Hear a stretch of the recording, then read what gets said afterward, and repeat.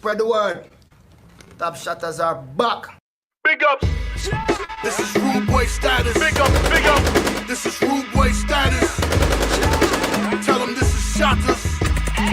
Now tell them this is shotters. Bad boy sound and this a bad boy sound. Check. Bad boy sound and this a bad boy sound. Check. Jump and sound and me say sound like clown. Check. Brr, bad boy sound and me say him run the town. Make. Bad boy sound and this a bad boy sound. Come again. Bad boy sound and this a bad boy sound. Come again. Jump and sound and me say sound like clown. Come again. Brr, bad boy sound and me say him run the town. Come. The big cat came home here from Minnesota. CP Fan TV named me the closer. 8 years when I stepped on this YouTube. Now I'm well surrounded with fans dripped in orange blue. Excuse me the way I untangle the flow. I'm the only one with appearance from the great Rebecca Harlow. I'm the most consistent with these Nick bars. Even Senate court at the ceiling on that Jumbotron. You damn right I'm blessed. Shout out to Miss Campbell, Tiffany, the Don, Mr. West. We all in to bring the city a championship. Then pull up to some L from John Stark dealership. Bad boy sound and this a bad boy sound. Check. Bad boy sound and this a bad boy sound. Check. Jump and sound and me say sound like clown. Check. Brr, bad boy sound and me say him run the town. Make. Bad boy sound and this a bad boy sound. Come again. Bad boy sound and this a bad boy sound. Come again. Jump and sound and me say sound like clown. Come again. Brr, bad boy sound and me say him run the town. Come. I'm in the booth, I'm wearing Mikal's New The Jersey. Liberty Building. Send them nets back to New Jersey. That's not a diss intent, but this a Knicks city. The woes gone, that mailbag, that's Ian Begley. This for the Bronx, Brooklyn, Manhattan, Staten, Queens. Houston, Fizzle here so kids can have garden dreams. The world famous arena, we got the best fans. Now the best guard in the East, named the Cap Hand. Left it. Best believe we some top shotters. Done dollars, playing good, Leon got us. I'm 102 games, Bernard King. The flight land with a fitted on, that's King D. Bad boy sound and this a bad boy sound. Check. Bad boy sound and this a bad boy sound. Check. Jump and sound and me say sound like clown. Check. Brr, bad boy sound and me say him run the town. Make. Bad boy sound and this a bad boy sound. Come again. Bad boy sound and this a bad boy sound. Come again. Jump and sound and me say sound like clown. Come again. Brr, bad boy sound and me say him run the town. Come. Hey, yo, Dangles. He's a real soldier for a long time, you know. You hear me? I look for some soldier. Link up.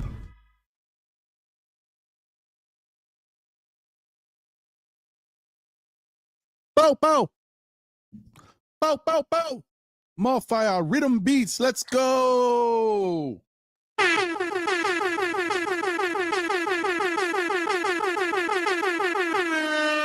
Rhythm beats, motherfire. Let them go.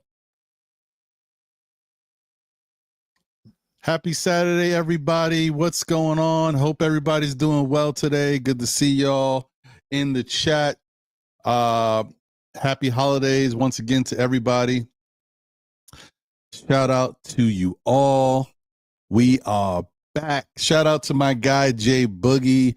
I apologize for me running a little late, but I had just got that track from Jay Boogie hot off the presses, and I wanted to make sure I included in the top of the show, so that's what happened. There you go. Yes, Shatas, bad boy sound. This is a bad boy sound. Let's go. Salute to you, Jay Boogie, as always. Appreciate everybody in the chat. Hope you guys are all doing well. It's cold. It's winter. It's life. So salute to everybody, man. Let me see what's going on. Let me see where's my weather at. Oh boy. Oh man, because you guys know you feel it. All right. It is currently 29 degrees in the East Coast New York area and going up to a high of 34. Yo, nice. We got 34 today, tomorrow 28 for the high. 30, 37, 36, 38, in the 40s by Friday. Let's go. We'll take it. But Christmas Day will be, looks like 36 and sunny with some late clouds, but no white Christmas. It is what it is. Yes, we got a little snow on the ground over here in certain areas, a little light dusting, a little light coating. You know what I mean? But it's cool. It's nice to see some little flurries. But we're rocking. I got my morning cup of Joe. I'm almost damn near finished with it. So, Joe or Joanne, however you want to call it. That's pretty much it. But anyway, back to you guys. See what's going on. The Chiz at Walter Blackman is in the building. What's up, Walter? Happy holidays. Good morning, Ron. I hope all is well with you and your family. Thank you. Same to you and yours, brother. Crime's dad said, did we win? Oh, and Crime's dad is back. No more CTD. What happened? Salute to you, brother. Appreciate you. I think we did win. I think we did. Andios NYK is in the building. Salute, Andios. Appreciate you. Good to see you as always. Please support Andios on Instagram. Show him some love, man. Yes, salute. Shout out to Lena Franklin. Let's go, Lena. Said, what's up, you guys? Happy holidays. Tomorrow is my birthday, and I'm going to the Knicks Christmas game with my brother. That is our Christmas tradition. And I'm happy we beat the Timberwolves. Facts. Well, first off, enjoy that game on Christmas Day. I believe we're playing the San Antonio Spurs. That should be pretty fun. Should be a really dope experience as usual. And happy early birthday to you, Lena. Enjoy your day tomorrow. Make the best of it. You deserve it, girl. Let's go. Let's go. Happy birthday, Lena. Shout out to Nostalgic Nick in the building. Oh, and also, by the way, I almost forgot. Once again, shout out to Crime's dad, not only for being a supporter of the show, but also being a member of the SKF Army. And for him, gifting so many memberships to others. Hopefully you guys take advantage of those memberships, but appreciate you once again, Crime's dad. Thank you. Shout out to Nostalgic Nick. Shouts to Tibbs for starting Precious, saved his job and the Knicks defense. Well, I don't know about all that, Nostalgic Nick. I think it was a good move, but he was 16-10 before he put Precious in the starting lineup. And, it's not like we haven't beat good teams before. So, I mean, I wouldn't say he was. I don't think Tibbs was on the hot seat. There's 16. I was talking about this last night on the Objective Knicks Fans call-in show. The Knicks are not in a bad spot. They're like a game or two games ahead of the pace they were on last year. The only difference is,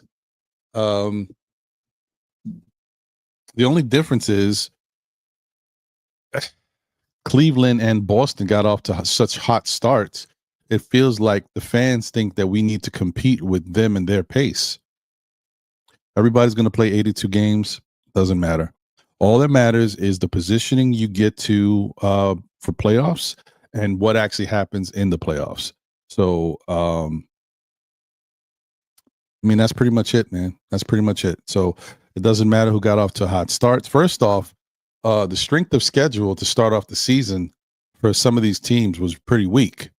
The Knicks actually have a pretty balanced schedule, and Cleveland and Boston both got to benefit from a lot of these teams having hurt players early in the season. Okay. They got to play Milwaukee when Milwaukee was, stinking. So did the Knicks, but they did as well. But they also got the benefit from, teams like Orlando, no Paolo Banchero, other teams like Philadelphia, when Embiid was out, when Maxey was they got to benefit from that too.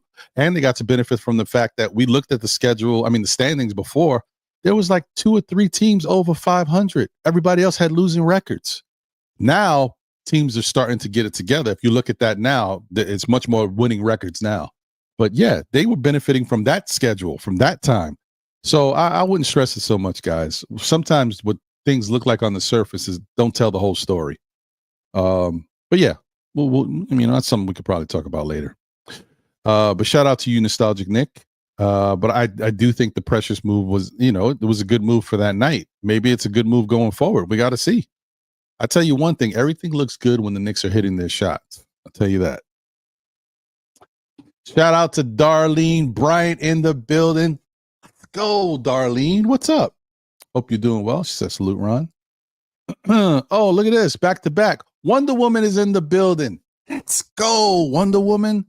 Say good morning, Ron, and the chat. Salute to you.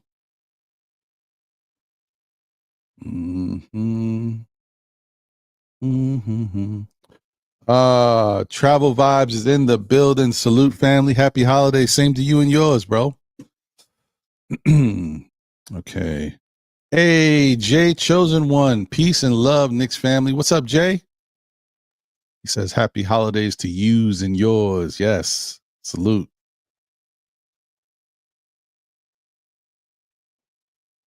David Smith is in the building. Let's go, David. What's going on, brother? Said salute to Ron in the chat. Cat, pretty awesome, ain't he? You ain't lying. He is. Shout out to you. You always wanted him here, and he looks really good. Not a detriment. Knicks won the trade. Cat is Knicks' best player. Cat made us title contenders. Cat trade, one of the best in Knicks history. Well, I got to say, Cat has been phenomenal. I'm still not ready to give Cat the best player on the Knicks yet. I know a lot of people are starting to anoint him the best player in the Knicks. I will say his efficiency is phenomenal, especially when he's hot. But guess what, guys? I remember a guy last year who played point guard for us, and he had some really efficient moments too. Cat was 10 of 12 from the field for 32 points, which was phenomenal. With 20 rebounds, great hustle, great motor. Take nothing away from 6 assists, fantastic. But I've also seen Jalen Brunson have a 13 assist game with 30 something points, and he missed 4 shots. He took like 20 something shots and missed 4 shots and had like 39 or 38 points, something like that. All I'm saying to everybody is Cat is a very good player. I don't know why everybody keeps wanting to say somebody's the best on this team. This is our team. So who are we talking to when we say this guy is the best on our team? Why can't we just say our team is playing great? Cat is phenomenal. What is the best talk? This is not necessarily directed at you, David. This is I see a lot of fans saying that. But why? What's the point? Did you guys ever think that Jalen Brunson can still do what Jalen Brunson did last year if he chose to, if he was more willing to call his number instead of trying to get other people involved? Jalen Brunson took, I think, I don't even know what it was. How many shots did he take? It was something, a low number, 14 shots maybe in the last game. I'm not sure, but it was like he could have took more shots. He wasn't necessarily on his best shooting that night, but he could have scored more points. And then there's been moments where I don't know if you guys have noticed. I mean, you have noticed, I'm sure, but Jalen Brunson, out of all the Knicks players, has been getting the most rest when it comes to some of these games. When we're blowing teams out or something's going on, Jalen's the one that's been getting the rest. Do you guys notice that? So couldn't Jalen be in these games, especially when he's hot, putting up more numbers and having incredible games? I'm just telling you, the Knicks, in order to be good, have to understand how to play with each other to their best, to their best abilities. And in any situation, people have to work together, and sometimes some people have to take a back seat. It looks like Jalen Brunson has chose to take the back seat, guys. Looks like Jalen Brunson, for now, is only going to go get what is given to him or what he feels he has to take. He is not the same Jalen Brunson from last year because he doesn't need to be, because Cat is a phenomenal player. So I'm just throwing that out there, guys. Because sometimes just because you don't see the numbers coming from somebody, but you see them coming from somebody else, doesn't necessarily mean that other player is better. It could also mean that one of the other players decided to take a lesser role or do things in a less fashion so that the other player can eat because it helps the team overall. That's all I'm saying. I just think we need to stop pointing the finger and putting players against each other, and also anointing players certain titles and stuff when it's not necessary. You want to call Cat an all-star? Fine. You want to call Cat a player that's playing who should be an MVP consideration? Fine. But to say he's the best on the team, I don't agree, because I think Jalen Brunson could continue to be what he was last year if he wanted to be, and Knicks players would have to work around him, which I don't think would be the best for the team. I think he's made a choice that makes sense for this team. It's going to allow us to win more games. I think Cat is a mismatch for a lot of teams because he's a big that can score the way he scores, and the Knicks are trying to use him to the best of his ability, and it makes sense.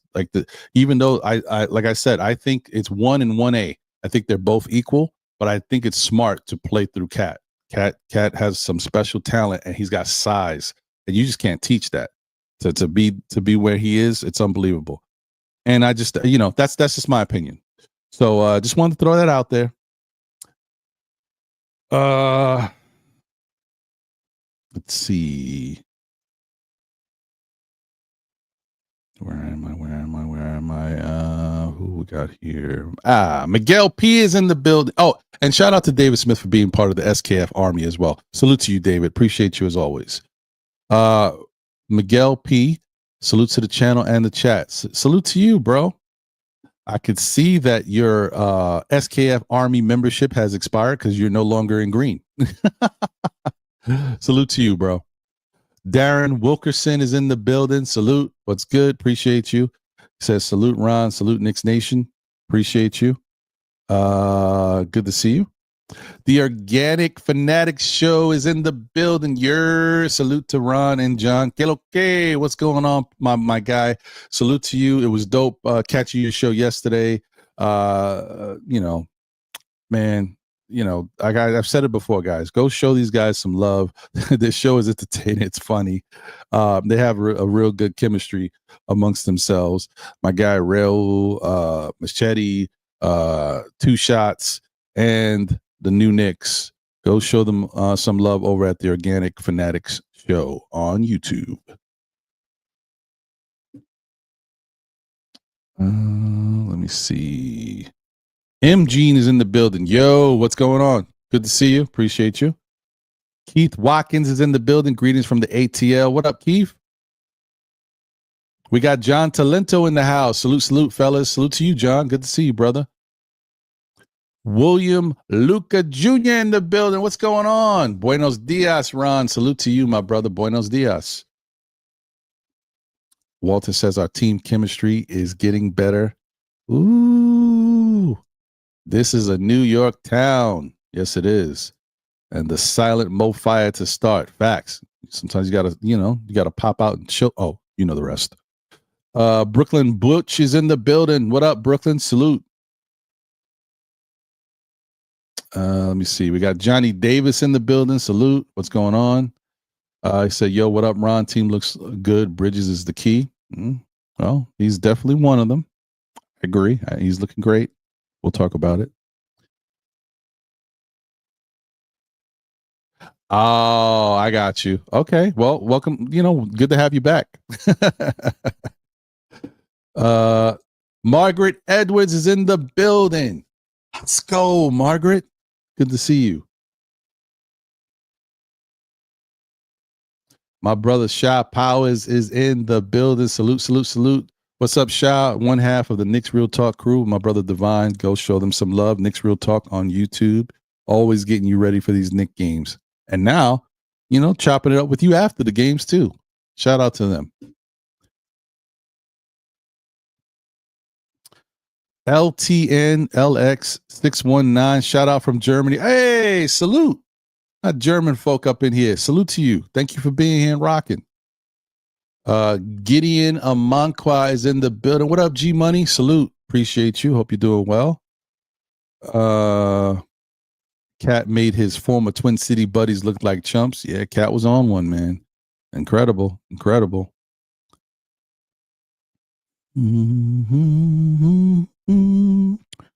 D-Moore is in the building. What up, D-Moore 914? I said Hart is important to our starting lineup. He's the only one who pushes the pace. I mean, I would say he's important to the team because he is the only one who pushes the pace. So what is interesting is maybe we don't need him to push the pace in the starting lineup. Maybe, he can push the pace off the bench with Campaign, who likes to move, and Deuce, who can hang with them and run down the court. And then I don't know what else the Knicks are going to do as far as their rotation. But Landry Shamet is supposed to be on his way back very soon. Now, I know these are all guards, and size-wise, they're all small. But I assume they're going to interchange them. So it's not like it's going to be Deuce, Josh, Shamet, and Payne on the court at the same time. It'll be a mixture of, a couple of these guys and like OG and Mikal or whatever, Precious and Cat or Brunson. And like, it's going to be, they're going to mix it up. But I definitely think that Josh, the same value he brings to the starting lineup, he could bring to the bench because he was on the bench before. Remember, he was a bench player most of the year last year until we had the injuries and they had to put him in the starting lineup. So yeah, either way, I think it's a good thing, man. I think what we have noticed though is by putting Precious in the starting lineup, the Knicks are allowed to play their guys back at their regular positions. And I think that helps the Knicks defensively a lot. Allows OG to create more mismatches defensively because he can be even more aggressive against these small forwards. He doesn't have to worry about necessarily covering the power forwards as well. That's something that Precious can handle. So I don't know. I like that aspect of it. And I mean, our rebounding was incredible in this game. And Minnesota's no slouch rebounding, but we had like 57 rebounds or something crazy like that. Like, just saying, I know, but if you take away Cat's 20, if we had like 57, that means the rest of the team got 37. That's still damn good. So anyway. Oh, wait. Am I tripping? Was Miguel P still green before? I don't know. Maybe I'm tripping. Maybe when I highlight it, it turns. That's what it is. Well, shout out to you, Miguel P. You are still a member of SKF Army. Salute. Appreciate you, bro. Yeah, I don't know, man. This might be his pseudo name. Like he might be incognito. I know it's not incognito. It's incognito. It's a little joke amongst the peoples. Anyway, whatever. Shout out to King Ribby in the building. Salute. What up, King Ribby? Good to see you, brother. Says salute. Ron in the chat. Smash the like, subscribe, and share. By the way, Ron, what's the beverage today? Just a little, got myself a little Keurig machine because I just wanted to make my life a little easier rather than have to, grind coffee and stuff. I'm not that foofy, but, it takes a little time and whatever. So I'm like, let me get a little Keurig action and, got some Dunkin' Donuts blend and, little French vanilla, little regular degla. Double A is in the building. Salute, Double A. What's going on, my brother? Good to see you. All right. Let's breeze through now. Anarchy AR Studio, Kevin Blaze. Oh, what's going on, brother? Good to see you. They're new Knicks fans. Oh, yeah. Well, that's happening. Come on, man. Just give us some time. They're 17-10 right now. If they go on a nice little run, watch the new Knicks fans start to really come out.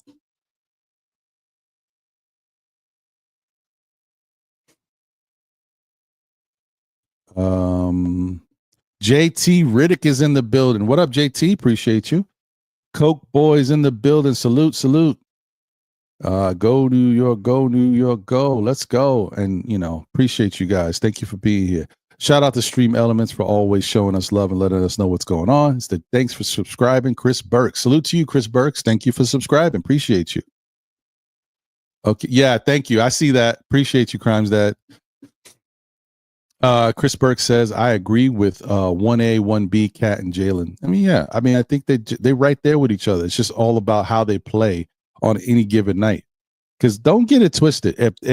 If Jalen Brunson from out the gate feels like he's got it going and Tibbs is like, keep it going,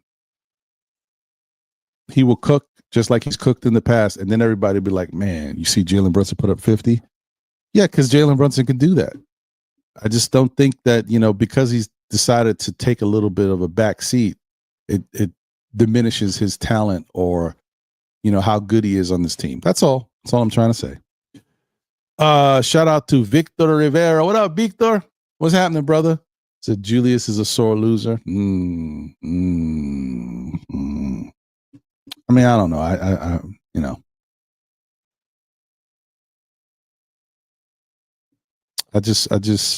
I feel bad for Julius. It wasn't his fault. He didn't ask to be traded. He got traded. It is what it is. Now he's in Minnesota. Shout out to Wiz BKLA. Salute, Wiz. He said, was the great Tina Turner, RIP, talking about you as her private dancer? No, I am not her private dancer or anyone's. Well, I am someone's private dancer. Where you at, boo? Nah. Anyway. Shout out to Dope Soul Sports Talk. The Queen is in the building. Salute. Steph, good to see you as always. Said, salute, Ron. Well said about JB versus Cat. Not that it matters, but you can't have the conversation until the playoffs are complete. That's true. That's very factual, should I say. Knicks will be, and by the way, guys, please go support, Dope Soul Sports Talk and everything that the Queen Steph does, as well as the Queen's Court on NBK. Show us some love on YouTube.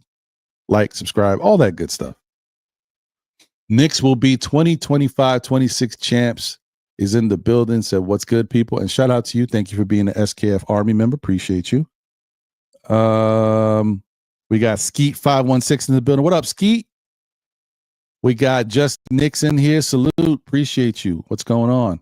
Winston Hadaway is in the building. Says, season greetings to Ron in the chat. Precious is the missing link. We need to incorporate more.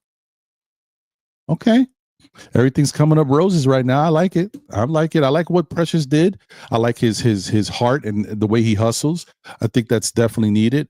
I like the fact that he moves without the ball, which helps the team. Yeah, there's a lot of good things from Precious. So I was happy that, I was one of the things I was saying, we need to get Precious back because he does give us a certain type of element that we could use. I definitely appreciate him. Victor says, salute from Colombia. Wow, nice. Wiz says, I wanted Precious starting as more physically built power forward and Josh coming off the bench with Deuce, Cam, electrifying the court. I like it because I think Deuce, Cam, and Josh can run.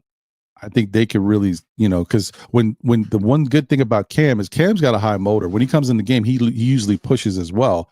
Josh, obviously, But I think if Josh and Deuce and Cam are playing together, they can all push.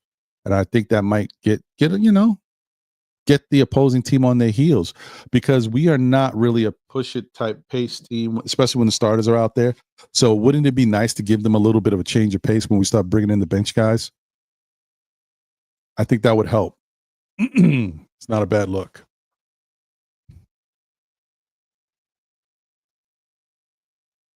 I mean, that's fair. D Moore says I don't quite trust Precious yet. He showed no resistance to Randle in that first quarter.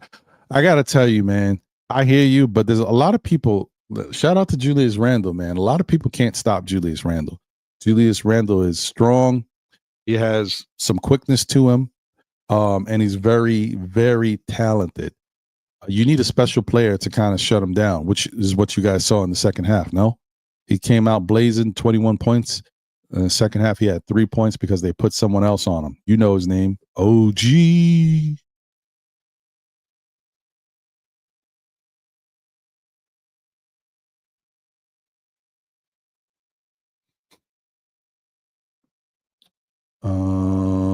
Stacks, different timing is in the building. Salute to you. Thank you for being here. Appreciate you as always. Thank you for being the SKF Army member. D-Block in the building. What up, D-Block? Salute to you, my brother. He says, salute my brother Ron and the Knicks community. Hope everyone is doing well during these holidays. Yes, happy holidays to you and yours, brother. Side note, I know things probably a little tough this holiday season because of everything that's gone on this year, but appreciate you. Much love to you, bro. I hope the family and everybody sticks together and gets through this. You guys are going to be all right. Wishing you the best, bro. Look at Silk, man. Where you been, Silk? I saw you calling on MBK the other day. You was talking to Sim, man. I haven't seen you in a minute. Hope you're doing well, brother. Good to see you. He said, "What's up, Ron? Salute and happy holidays to you and yours." Shout out to Long Island Sound in the building. The champion sound. What up? 6 or 7 game win streak on the way. That's what I'm talking about. That's what I want to see. Salute to you, bro. Hope you're doing well. Oh, man. Shout out to Crime's dad, bro. Thank you so much, man. And thank you to all those who are recipients of this. You really don't have to do this, but this is really dope, and appreciate you once again. And I hope everybody else who receives these memberships appreciates it as well.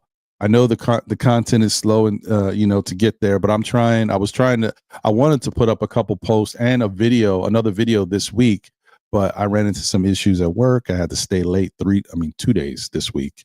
And then, I had to get my stuff together because I went on vacation. Yesterday was my first day of vacation. So I'll be off for a little bit. And so now I'll be able to focus on some other things. So expect some content. Appreciate you guys. But yeah, Crime's Dad gifting 5 Still Knicks fans memberships. Appreciate you, brother. Stream Element says, Rome Far Rock, you get a membership. Just became a sponsor. Salute.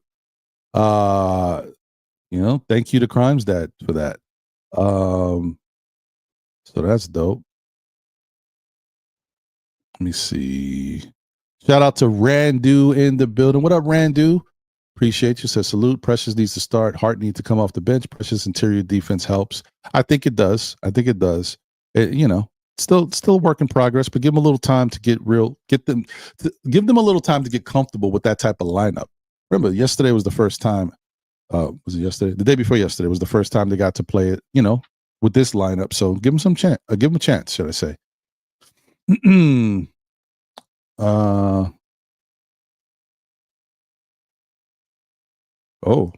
Silk Sutton says, can someone who was at the game tell me whose Randle's FU was pointed to at Nick bench? Can't see it on MSG, but TNT, it was clear. Really?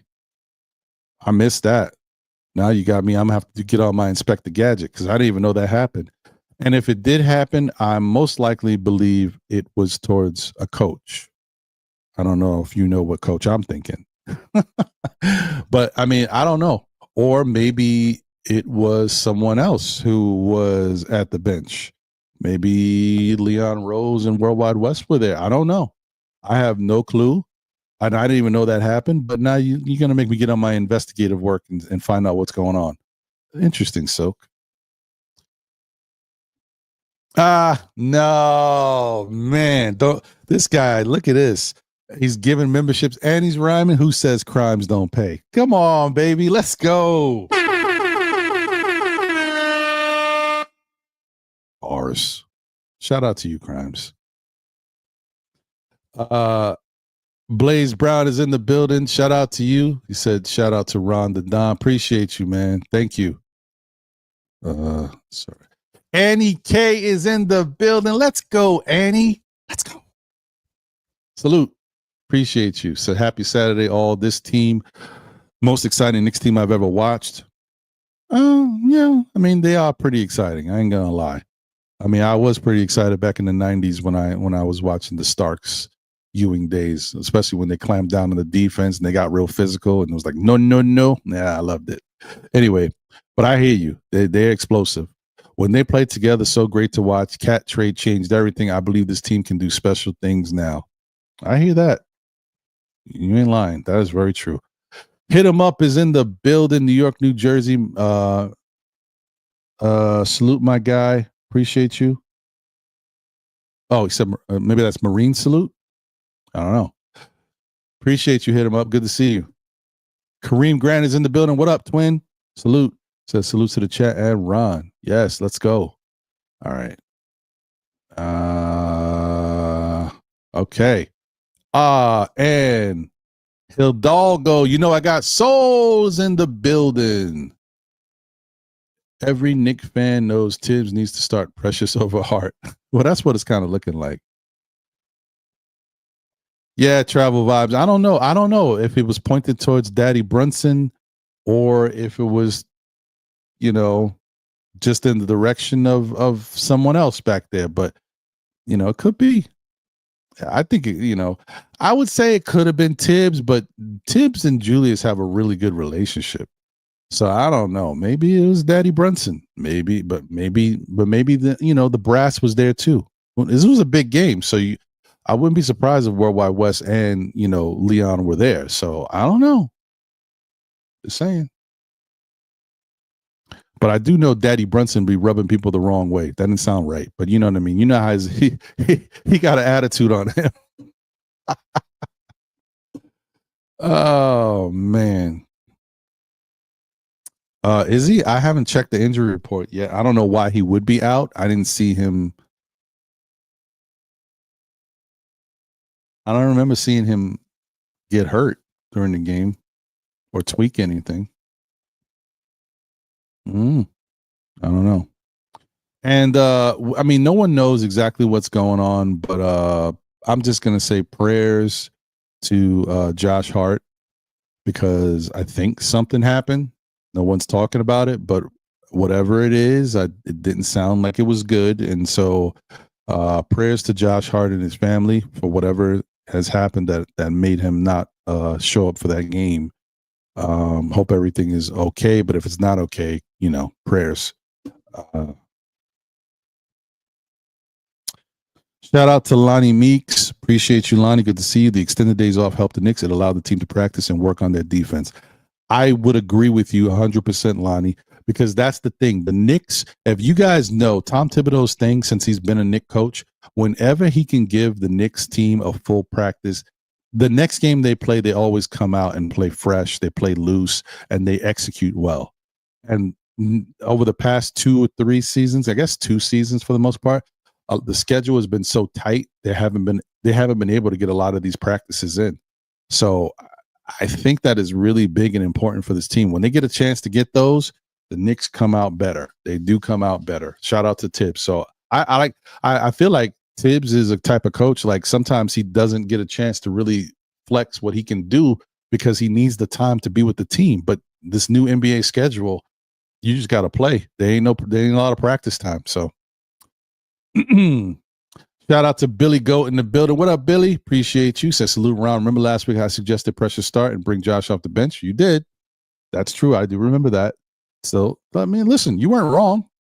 And this is something that we've kind of thrown around in the past, but nobody knows exactly what will work until it works. And it looked like it worked. We'll see.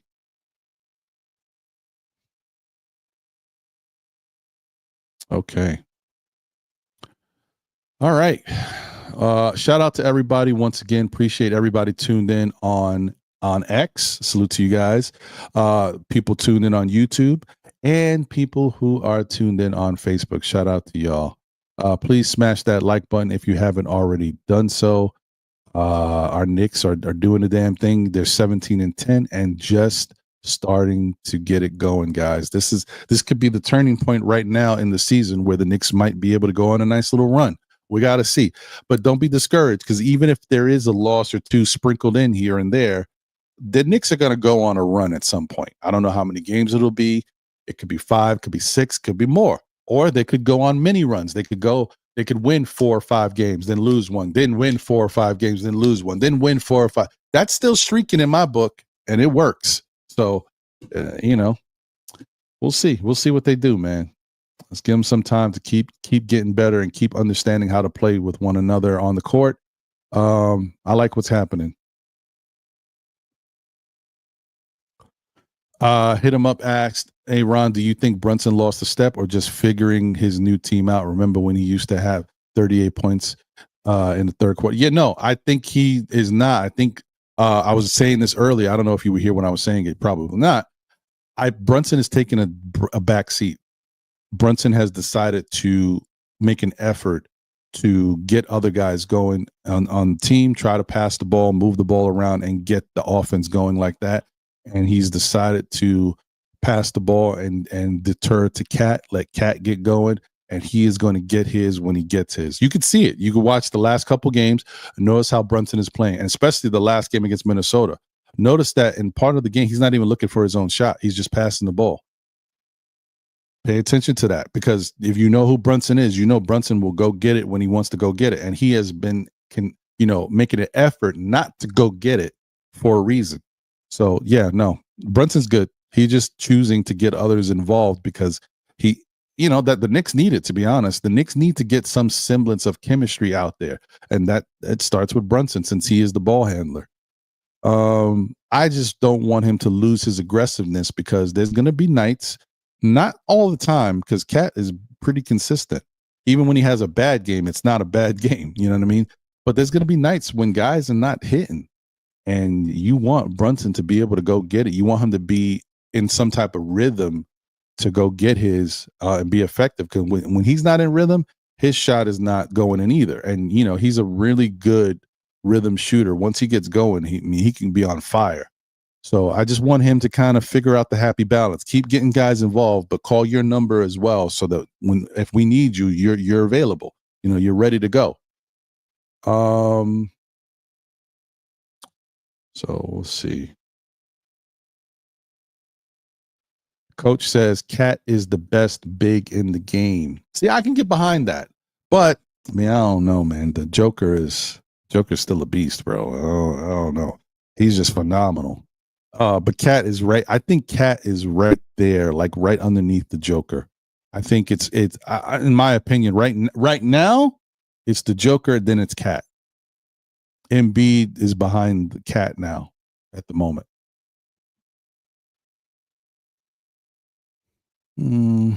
Shout out to Sherwin in the building. What up, Sherwin? Appreciate you.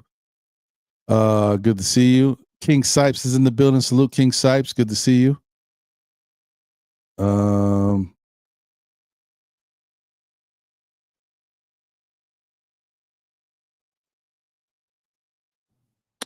wow, yeah.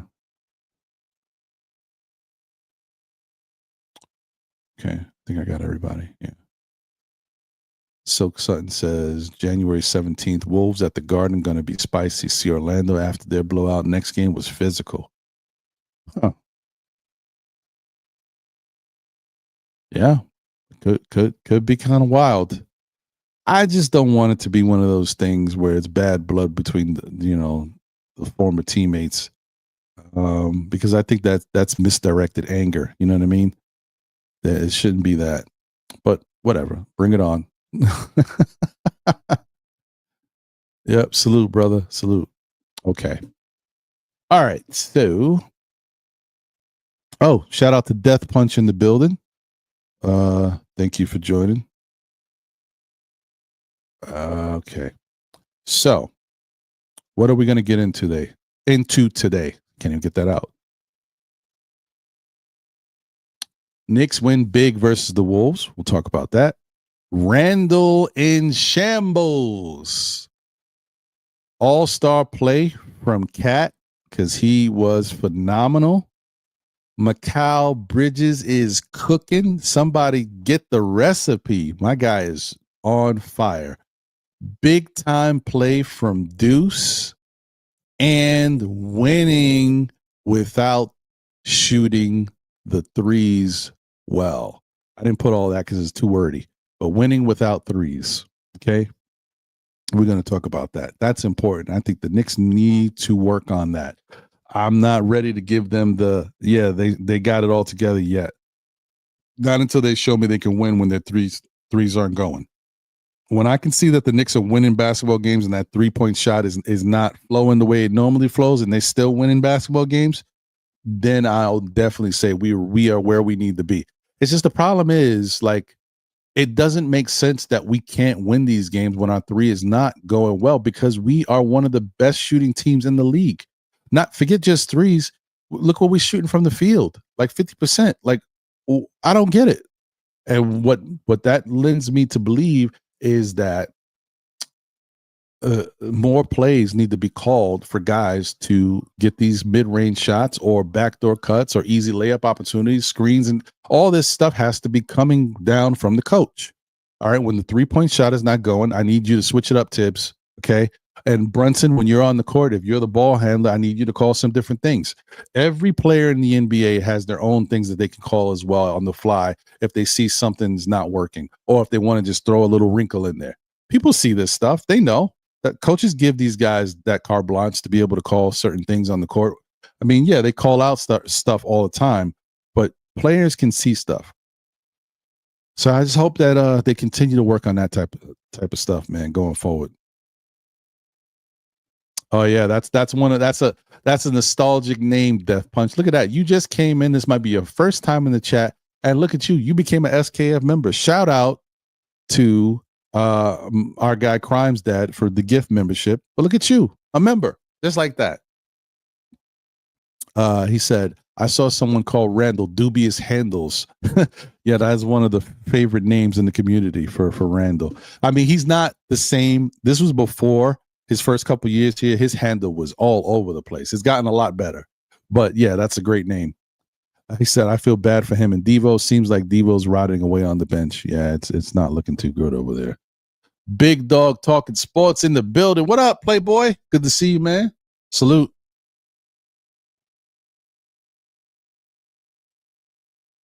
Nostalgic Nick said, Mikal playing like Pippen. I ain't mad at it. I like it. Shout out to Juan Rivera in the building. What up, Juan? Good to see you. So, bro, I'm getting tired of being right. Mikal's coming along now. Well, I'm glad you see it or glad you feel that way. And I hope other people see it as well, because I've been arguing, trying to get this point across the past couple weeks. It's been falling on deaf ears. So hopefully we can all respect what Mikal is doing.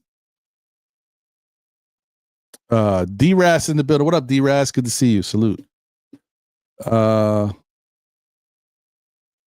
Silk says Dane Moore's podcast of the Wolves, so he must be a Timberwolf content creator, complaining coach not holding Randle accountable. Sound familiar? Yeah, we've been there. It is what it is.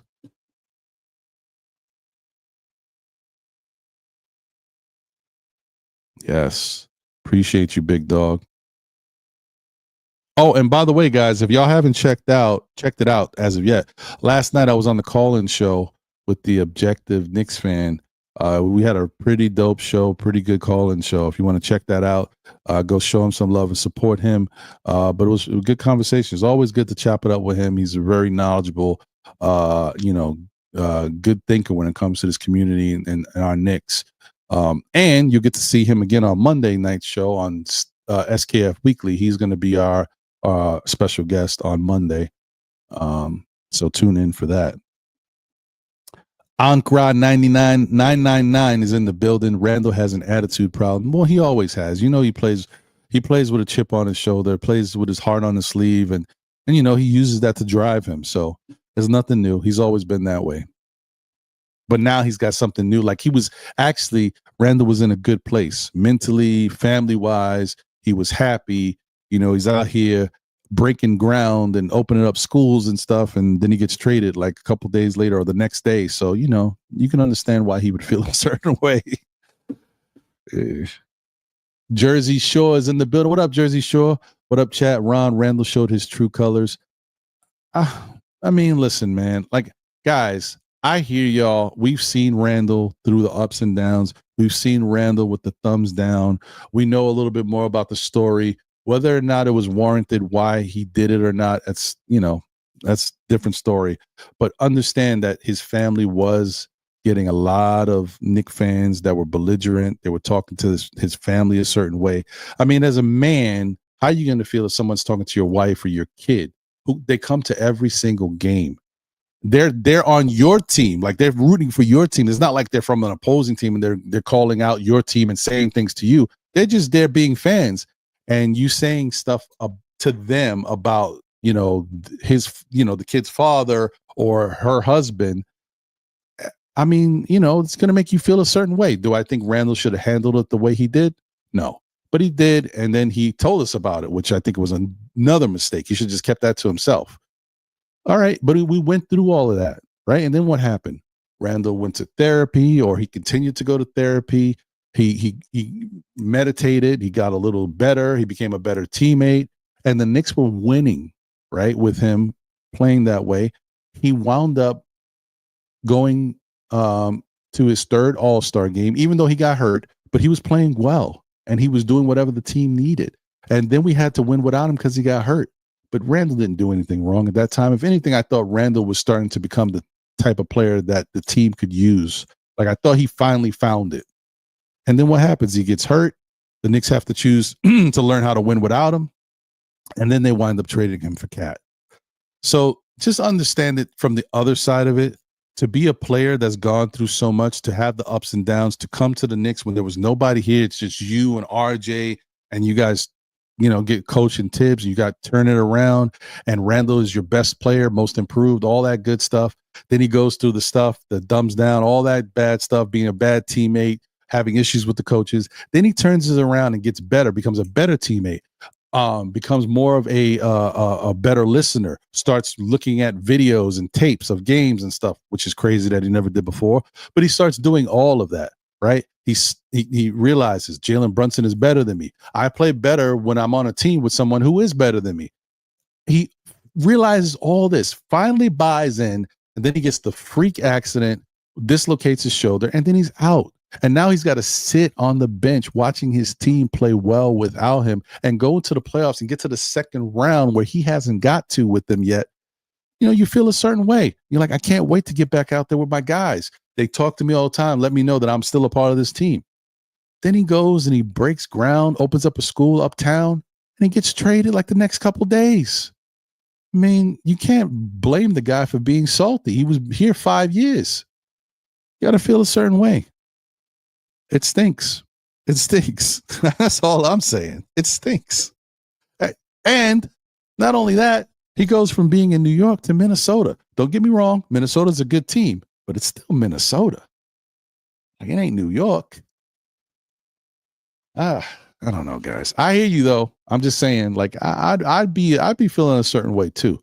I don't know if I would handle everything the way he handles it, but I'd definitely be feeling a certain way. Let me put this link out there in the chat. Anybody who wants to jump up on the show and start talking about some things, we can get it going.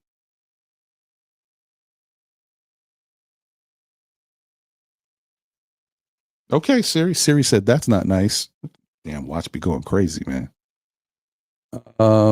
Hey, my brother. Salute, family. We in the building. Big time salute. Shout out to the Objective Knicks fans. Appreciate you, man. Dope show last night. I had a good time chopping it up and looking forward to Monday, bro. That's what I'm saying. Well, I know I won't be. No, I mean, listen, I know me. Like, if I feel a certain way, I'll be upset. But you got to do something else to me, like in the moment, for me to, turn. I don't have the greatest temper, but that's only when you really push me. But I'm pretty mild mannered. But I honestly, but we don't know anything. So I don't know what Randle did. That's the other thing. We talking about stuff and feeling a certain way about Randle. But the other thing I was going to say is, and I think I said this, I don't know where I said this, but anyway, if you're Julius Randle, right, and the first time the Knicks played, Minnesota, I believe it was a preseason game, Randle wasn't there yet. He wasn't healthy to play. Oh, no, I hear you. I hear you, Jersey Shore. I got you. So he wasn't able to kind of represent and, show his talent and his skills once again to those that got rid of him. But this game, you come out the gate and you're like, you know what? I got to show these guys, like, I got to show the brass, like, look, man, y'all made this decision, but y'all gave up on me and I still got it. I'm still Randle. You know what I mean? I can still do some things. And he came out the gate blazing, 21 points in the first half. That was a statement. He was trying to let people know he still got game.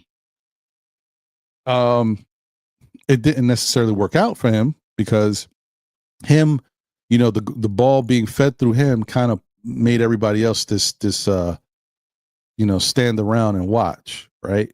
So they didn't really get it going. But I think that he was trying to send the statement. And initially it was working, but the team just got behind. And then now, like, what do you do? So I do feel bad for him in that regard. And I'm not mad at the fact that I think that I would have tried to approach it differently? I don't know. I'm not sure, because it looks like Randle, he may have wanted to go over and shake the hand, because I know he walked off the court and didn't shake the hands of anybody. He may have wanted to go shake the hands of his teammates, but he may have wanted to avoid the awkwardness of walking by Tibbs or anybody else and not shaking their hand. So you know what? Rather than me doing that and making this gonna be a sound bite, or it's gonna be a video snippet that everybody's gonna catch and talk about, I'm just gonna walk to the locker room now. And I'm sure he can contact his former teammates later, call Brunson or one of these guys and say, listen, my bad, y'all. It had nothing to do with y'all, but I didn't want to go shake nobody. I didn't want to go shake these people's hands. So I just said, let me get out of here. So that's how I look at it. I don't think Randle is a horrible person. I just think sometimes, he gets in his own head and he makes certain decisions. I mean, we've seen Randle walk off the court on our team. So, I don't know. I just understand. I can understand where his mindset may be. I'm not necessarily saying it's the right thing to do. I can just understand it, because I would feel. Let me tell you something. I break bread and open a school, and I get traded the next day or two. I'm pissed. I'm like, what? I'm a community guy. I'm a family man. This is New York. This is my town. This is my city. And y'all get rid of me? Yeah. Anyway, all right, I'm done. Let me bring my guy up here. Let me see. Change this up a little bit.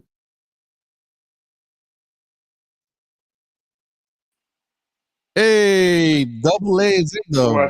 What up, Double A? What's good, my man? Salute got you. Got you on a little Julius Randle rant there. Yeah. But yeah. You're right. Everything you said is right 100%. I mean, he's a human being, and we can think about how we want him to accept the trade, but that's a big deal, man. You got a family.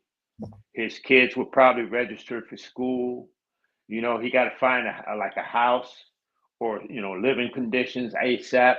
Probably without his family, he's probably had to dump it all on his wife, because he had to report to training camp. You know what I mean? But I could see the look on Jalen's face as he walked off. He kind of looked back, and because it was disrespectful. Any way you look at it, it was disrespectful. I could see you. I don't see how you could have a problem with Tibbs, because Tibbs pretty much gave you your career, bro. He made you able to get that extension that you got from us by giving you the reins. You know what I mean? He decided to build his team around you. So I don't see how the disrespect was there. And if you look at it, the way it worked out, Ron, if we would have traded Julius Randle for another power forward, would have traded Dante DiVincenzo for another shooting guard, I could see a little bit more animosity and a little more why me type of attitude. But you got to look at it. Reality was we didn't have a center, man. We were here on this show popping it about, man, we were getting ready to start the season with Jericho Sims as our starting center. Shout out to Jericho. But I don't see it, And those who are thinking that Jalen Brunson is like losing a step, come on, man. Y'all were doing that with Bridges. And Bridges is an all-star. Just like Tibbs says, he got a body of work. Bridges got a body of work that we know. He ain't shoot close to 40% from threes for one season. He's done it basically his whole career. Okay, so people all of a sudden he come in the Knicks and right away he's trying to get adjusted to a new team. He's trying to fit in an offense where he's not the number one option. He's not the number two option. And then it's between him and OG. OG wants a shot too. So, it's somewhere around there.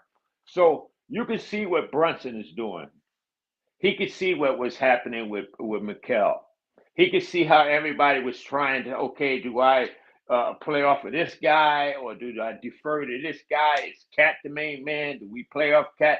All these things.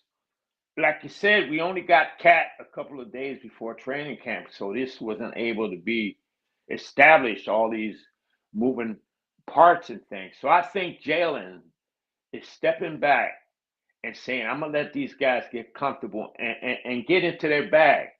Like I know they can get it. I'm gonna let Mikal go ahead and shine and get his confidence up. I can get mine when I want it. He's already shown that in games this season. The old Jalen Brunson, right?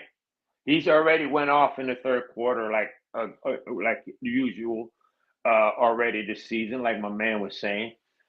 That has been done, and I firmly believe Jalen Brunson can get 30 points anytime he wants to. We can lose, but he can get 30 points whenever he wants to. And then there's the other factor. Remember, teams are putting right away pressure on him like unbelievable. So why should he kill himself trying to get a shot? And like before, he don't have to no more. So what playing and playing like letting the game come to you and taking the shots that are open, and they're the ones you don't have to work for. And if you look at the high percentage, just like I said, because of the one-on-one coverage, Ron, the percentages are high, unbelievable. Look at Towns. He scored that many points on how many shots? The efficiency level is up through the roof because of the one-on-one coverage. And I said that was going to happen because we got 5 guys on the court now with the way Hart was playing, okay? And now Precious is playing down low. So these are high percentage shots for him too. So we're getting high percentage shots. Sorry for the long-winded. Nah, man. Listen, I agree. That's good points. I think it's just a situation where it's not about and for those out there, because there's some people that are fans of the Knicks that never really liked Julius Randle. I mean, obviously, of course, in the very beginning, they might have liked him. But, they got turned off by him and his antics, and they feel a certain way. And I get it. But I just think that outside of what you may have thought, and I said this all last year to begin the year, I said Julius Randle has become a different player.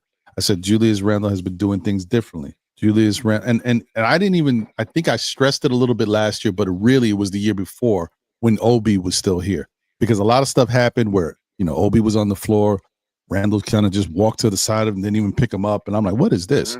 But then the next year, when he was picking up Obi off the floor, he was hitting him in the chest, like, come on, let's go, let's go. He was doing the same thing with Quickly. Yes, he did yell at Quickly for something, but in the same token, the same breath, when Quickly did something great, he went straight to Quickly, hit him in the chest. Let's go. That's what I'm talking about. Like, he was being a much better teammate. Okay, so he was turning it around, and I think he was at the point where, as a fan of him on our team, we could be happy that he's now a team player. In the end, though, to be fair, even though I'm saying this about Julius, I also understand that Cat is a better player than Julius Randle.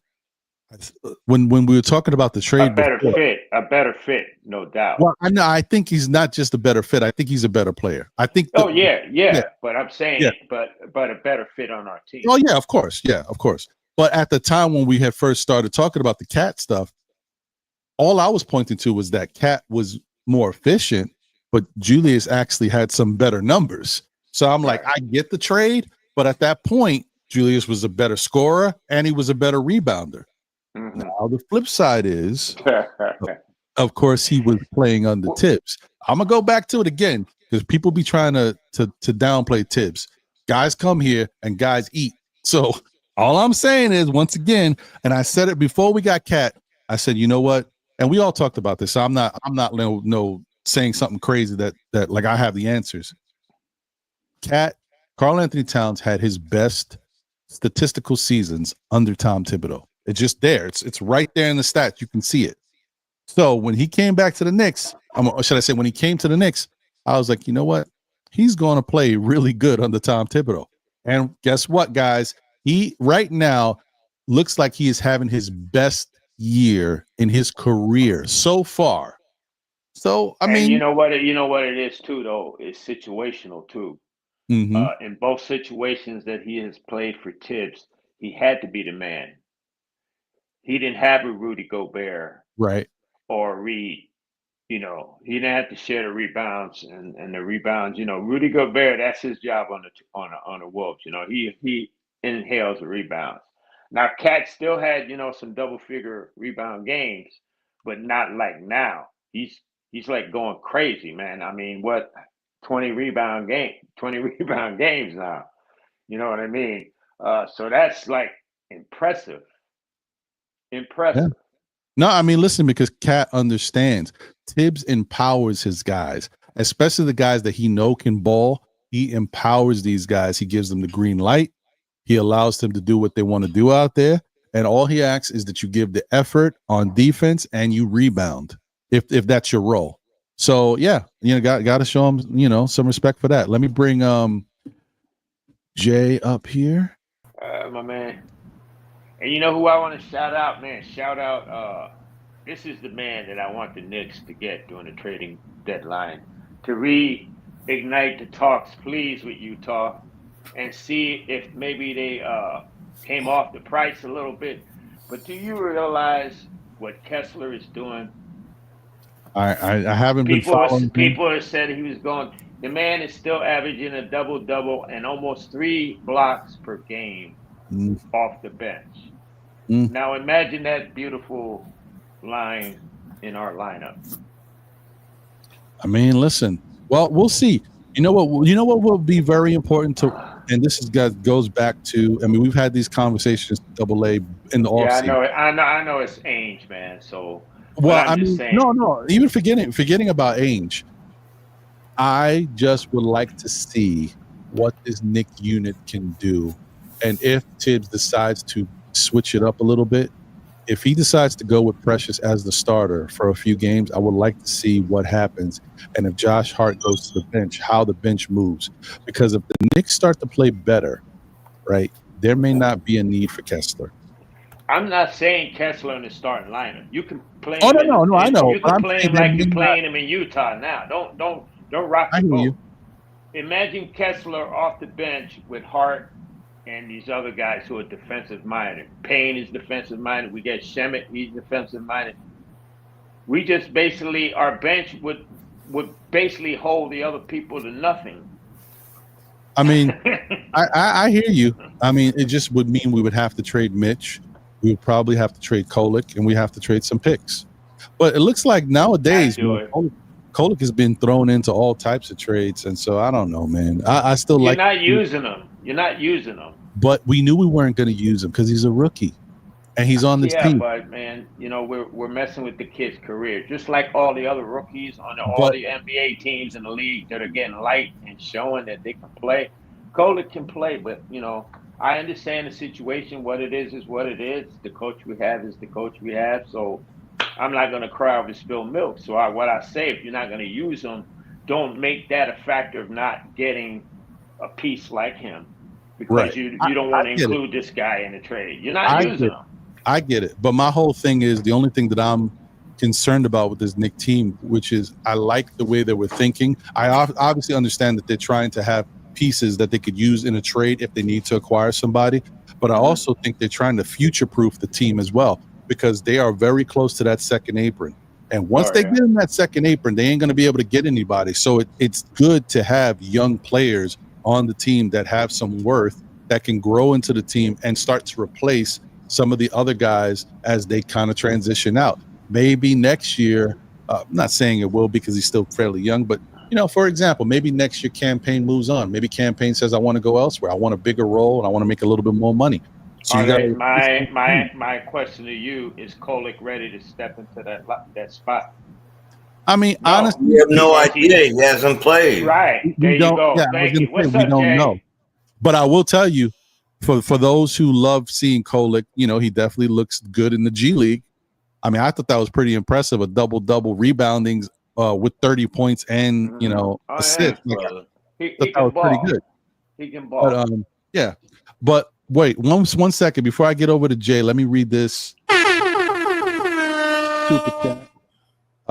Shout out to Parrish Duggar. Thank you for the generous super chat. He says, I'm against B-ball 5-out offense theory on this team isn't popular.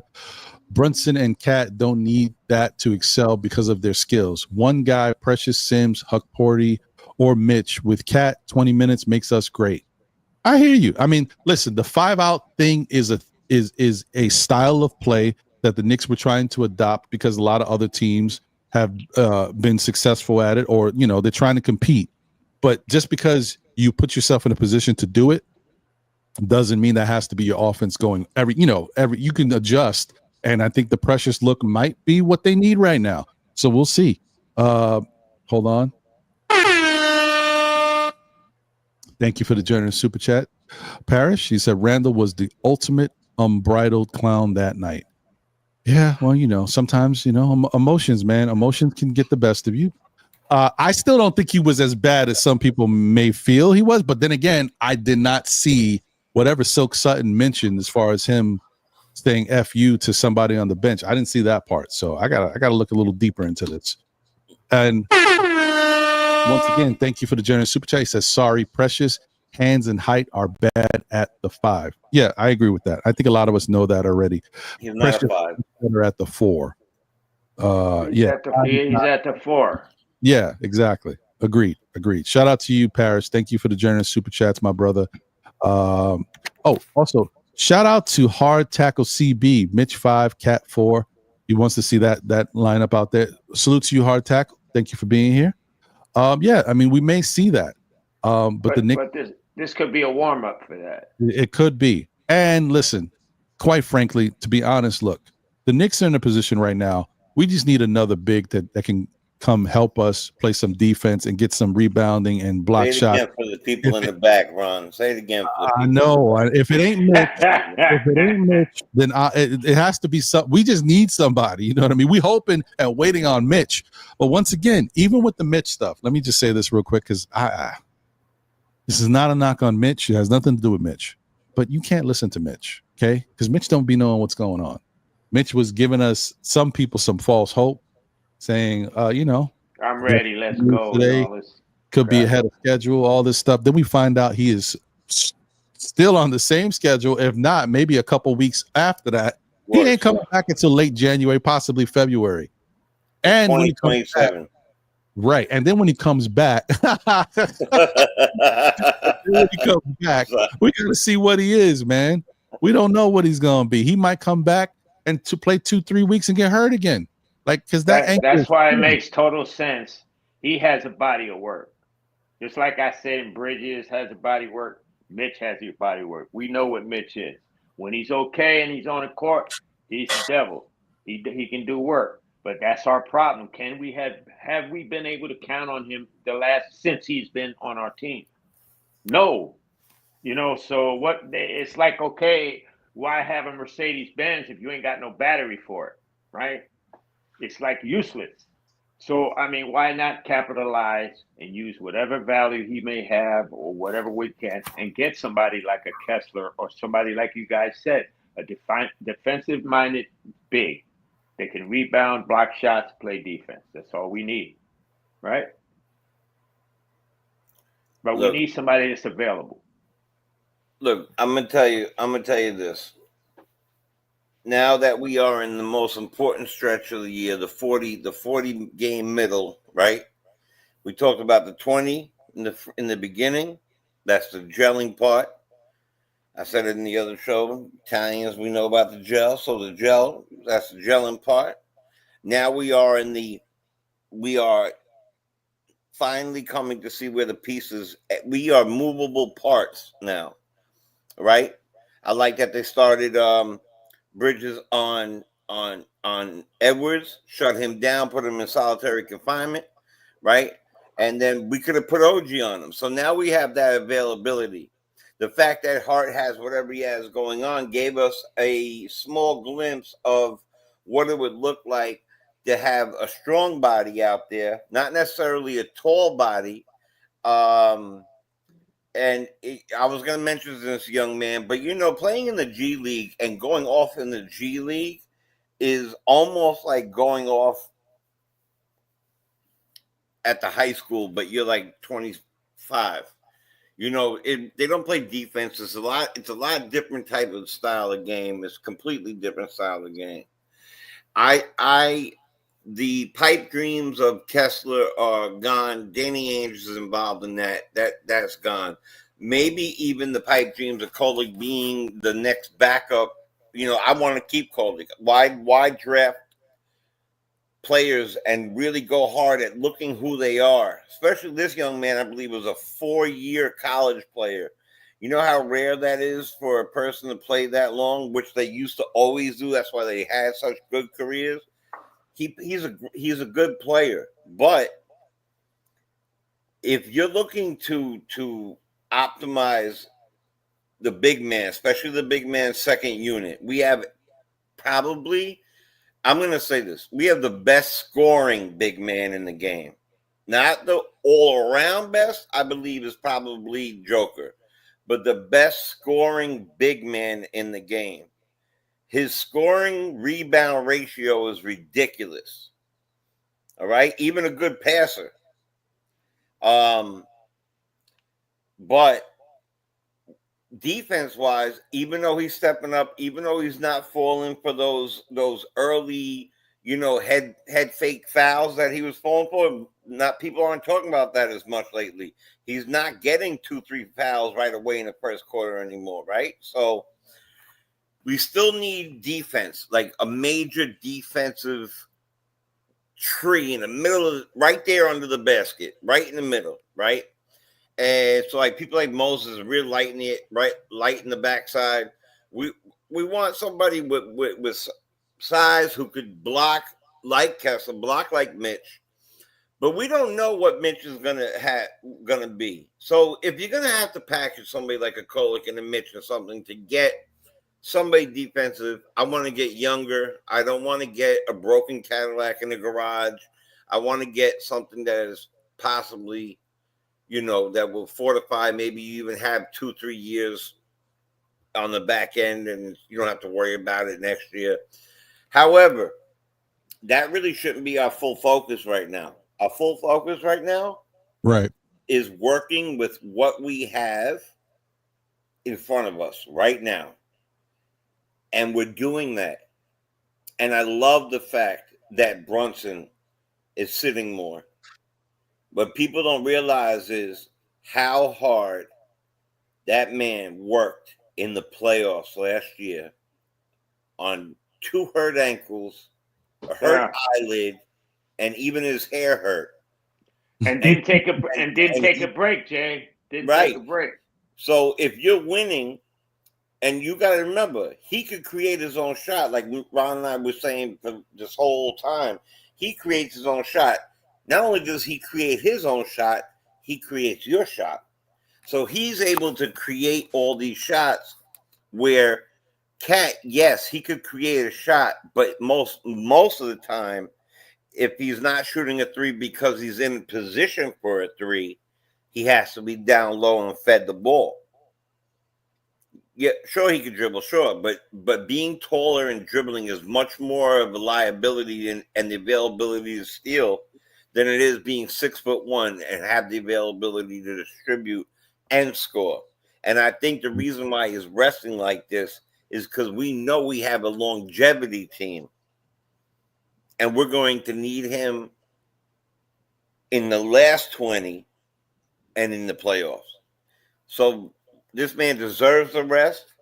Not to mention, and I agree with that. I believe he's a gem. I agree with that. But he's a gem that's not being used and may not be used for a couple of years due to the team that we have. Yeah. Sorry. So wait. I don't know why he can't serve. I don't know why he can't serve as a backup or something. I don't know. I guess because we got campaign. Yeah, we got campaign and Deuce. It's like you can't really. You can't really do that. Like, I would like to see Kolek play next to JB sometimes. So I think JB is a great 2. Yeah. I said that too. JB is showing that he's also a great playmaker now. He's like becoming like playmaker too. Like, I didn't know he had that in his bag. I'm alive, Papi. Well, he's always, I mean, the thing is, I think and this is nothing, it's not a knock on anybody. This is what we all do. We only remember what's most frequently in front of us. Like, we forget the past and stuff. But I'm telling you, man, all you got to do is go look at them old tapes of Jalen Brunson on Minnesota. Minnesota did. Like this is what On Dallas? I mean, why am I saying Minnesota? Dallas. Yeah. With Dallas, like that's what he was doing. Like I was Yep. watching him because people kept talking about when the Knicks needed a point guard, Jalen Brunson's name kept popping up. It's kind of like every time the Knicks needed a point guard, the Jones brothers' name kept popping up. You know, Jones from Memphis.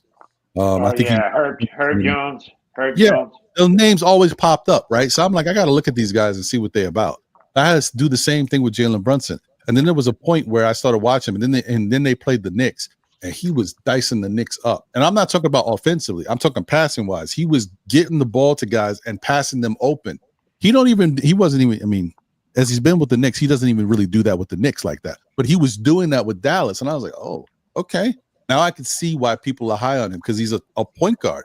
And then I looked at his numbers, dude shooting 50% in the paint. I'm like, he's super efficient. So I got it. So, but he's always had it. It's just that with the Knicks, Jalen learned how to be the guy. He learned how to take over games and consistently, because he started doing it with Luka out. Luka being out forced him to do that. So yeah. Exactly. Yeah, for sure. How you doing, Juan? I'm good. What's up, AA? Jay? Rum, thanks for having me up as always. What's happening, brother? Hey man, good to see you, brother. Let me see it. Let me Keeping it short again today, probably going, but I just wanted to, like, I'm a type of person like to rub things in people's faces, so I'm here to kind of do that. Hey man, that's no problem, brother. You here. Shout out to you, bro. Shout out to Shy Powers in the building as well. Salute to him. Shy Powers. Mm-hmm. There he is. What up, Is it too early to talk about Mikal yet, or we're still What's on? up, OG? Now is the perfect time, and the feeling is just right. We can play all. Trying to get this camera and everything situated. All right, let me get my. Everybody knows that, right? Beautiful Military Lodge. All you have to do is elect everything. Fans, Hey, sports Ryan, fans. Ryan, you dating What's up, Shaw, Shaw? man. I'm old, you B. dating I'm Shaw. old. I'm old. He started singing "Cool in the Game." You know that? But yeah, man, like, let's Now? talk about No, I Mikal don't because know, and no one told me. Yeah, hold like- on. Let me go ahead. let me put this up I'm sorry, Juan. Hold on. Oops. There we go. Let me put this up for you guys, because I did have this waiting for this conversation. 1 second. Where is it? Yeah. While you find it, Ron, let me just salute everybody. Salute Yes, Juan, salute Jay, Double A, my guy. Ron, thank you What for up, having me brother? on. It's all Yeah, good, always baby. a pleasure, brother. Always. Merry Christmas. Yes, Yeah. and all that good stuff. Here we go. Share. It's gonna be a long day, Shy. Yes. Hmm. I'm glad it's snowing out here in New York. I ain't going outside. I already went out once. That's enough. Man, I made the dumb mistake to take out my little I got like a little motorcycle, right? And I went to go to the store. I went outside. I was like, nope, sorry. Yeah. I'm in Listen, South Carolina. It's only 50 degrees out here. Oh, that's Only. nice. I I went take to that the in a heartbeat bathroom. right now. All right, same thing in Florida, 50 degrees. I went to the bathroom this morning. It was like 4 a.m. I looked outside the window. I said, "Oh, I Right. didn't even know. I had no idea we got a little flurry action out here." Yeah, it was like 2 in the morning when it started. I was outside actually. I don't know. I don't miss that at all. I don't Me miss neither, it. bro. Me neither, man. That's giving me shock. PST. Out of here with you. PTSD. I couldn't do Florida though. There's a big difference. I can stay inside when it's snowing. Yeah, I guess I can stay inside with the air I conditioning. stay inside in the heat too, and then when I'm outside, I'm in my pool, so it's all good. All right. Hopefully you guys see this. You see who we're looking at. You know what it is. This is Mikal. This is Mikal time. Let's talk about Mikal once again. Another weekend where hopefully I talk you Knicks fans that can't get over Mikal off the ledge. All right. Once again, y'all. So Juan, listen, say what you want to say about Mikal, bro. But before you do, let's just look at what he's doing once again. Okay. The month of December, y'all. 1, 2, 3, 4, 5, 6, 7, 8 games, He is shooting 56% from the field. He's shooting 42% from three. Like, what do y'all want? What else could you want him to do? 31, Plus- 19, 19, plus playing 20, defense. 23, 19, 17, 29. I mean, this is the Plus- Mikal we wanted, no? I mean, come on, y'all. Plus he's putting I the think the clamps on problem there. is that Plus we the wanted clamps. Mikal to lock people up, and he wasn't locking people up, and now he's You locking gotta- them up. Yeah, but Yeah. you also got to give the guy time. Like Ron was saying, No. time. Yes, That's an yes. excuse, man. No, how it's can not. how can you get it together Oh, on man. offense? Let me and finish. then not- Hold on, let me finish go my ahead, thought. Juan. Go ahead, Juan. Because he was already doing that offensively in New Jersey. New Jersey. I still think of them as the New Jersey Nets. Yeah, we'll call In it New Brooklyn. Jersey, same thing. I'm old. I still. Anyway, No, it's New Jersey still. Don't worry about it. he was doing that already in Brooklyn, so he wasn't like rusty on offense, so he could still play a good offense. Exactly. If you don't do something for a long time, you're going to be a little bit rusty. So you got to get the No, rust we're on. talking defense, Juan. We're talking defense. I know. There was no excuse for defense. Can you please? So he hadn't really played that much defense because he had to spend all his energy on offense. So for him, he had to. Roman's been saying this. He had to like transition. Like, oh, I got to play D again. This is my role. He had to adjust to a new role, being number one to being like 2, 3, even fourth option sometimes, right? Fifth. You know what I mean? So that's a huge adjustment from being the guy to being, I'm not even thought of until later. So that's a huge adjustment. And then you got to remember, I was like, oh yeah, I got to play D. Like he didn't have to really do that in New Jersey because it wasn't required. Say that? How can you say that? Because even the Nets fans were complaining about his defense in Brooklyn. Keep doing that. You know what I mean? And one other thing to help you out, Juan, too. This is a whole new system for him. New system. In this team. This is a whole new system of playing defense from Brooklyn to playing Tom Thibodeau style of defense. Mm-hmm. A third system in 3 years. That's fellas. It takes time to adjust. People were blowing by him. People were uncharacteristically. Understand. I gave you your time, bro. So my bad. You were seeing Mikal Bridges letting rookies take him to the rack. Weren't we seeing that, Ryan? Weren't we seeing that, fellas? We're seeing him guard like that, McLean from Philadelphia. Guys they were just going right around him like, yo, how about a little resistance? So what we're saying is no excuse for that. And I hear a lot of excuses about people. Oh, the Knicks, they need more time to gel and they ain't been together long. Come on, the offense is no problem. We got one of the top offenses in the league, and we ain't been together. Forget, Double A, the offense was a problem for Mikal. Because remember, now I hear what you're saying. You're right. And I'll take this off the screen now. You guys know what it is. I mean, once again, man, let me just say it one more time. 56% from the field in the last 8 games. 42%. I like the minutes going lower too. I like that. Yeah. They're not running him into the ground. That's why he's getting his legs under him. That's what I'm saying, man. That's what I'm saying. Thank you, Jay. But let's go back to this for a second. I understand where Double A is coming from. The issue is he was brought here. Like even the offense thing, and I'm fair with that too. When Mikal was brought here, I was like, okay, Mikal is the other defensive piece we need. We are really going to lock down guys with OG and Mikal on the wings. It's going to be shutdown city, wing stop, all that good stuff. Yeah. I wasn't worried about Mikal's offense. I'm like, he's going to score like 14, 15 points a game, which will help the team contribute perfectly. But the defense is what I was thinking about. So I get it. I'm with you on that. My whole thing that I'm trying to say is Mikal is human. Okay, there's been a lot of things surrounding this team this year. Mikal comes to the team. All we talking about is the Villanova 4. Then they trade one of the Villanova cats, which is one of his boys. Then you're like, okay, we got a different team. Now we're all trying to just figure out where we fit in, how this works. Now that he's gone, now everybody's looking at me like I'm more of the man than I thought I was already. Like I know who I am. I know what I was going to do here. But now that Dante's gone, you guys are like, oh, we got Dante out of here. So now Mikal, you got to be Mikal, and we need you to be Dante too. So then I'm tinkering, I'm messing around with my shot and all this stuff. Like, what are we doing? But that's what he did. Okay, he's been trying to find himself. Okay, that messed him up. Mentally, that messed you up. Then everybody's talking about Mikal's shot is broken. His shot is broken. What are we gonna do? So all he's thinking about in his head is my shot is broken. I gotta fix my shot. I look crazy out here. Yep. He already knows he can play defense, but he's not realizing how it's affecting him defensively.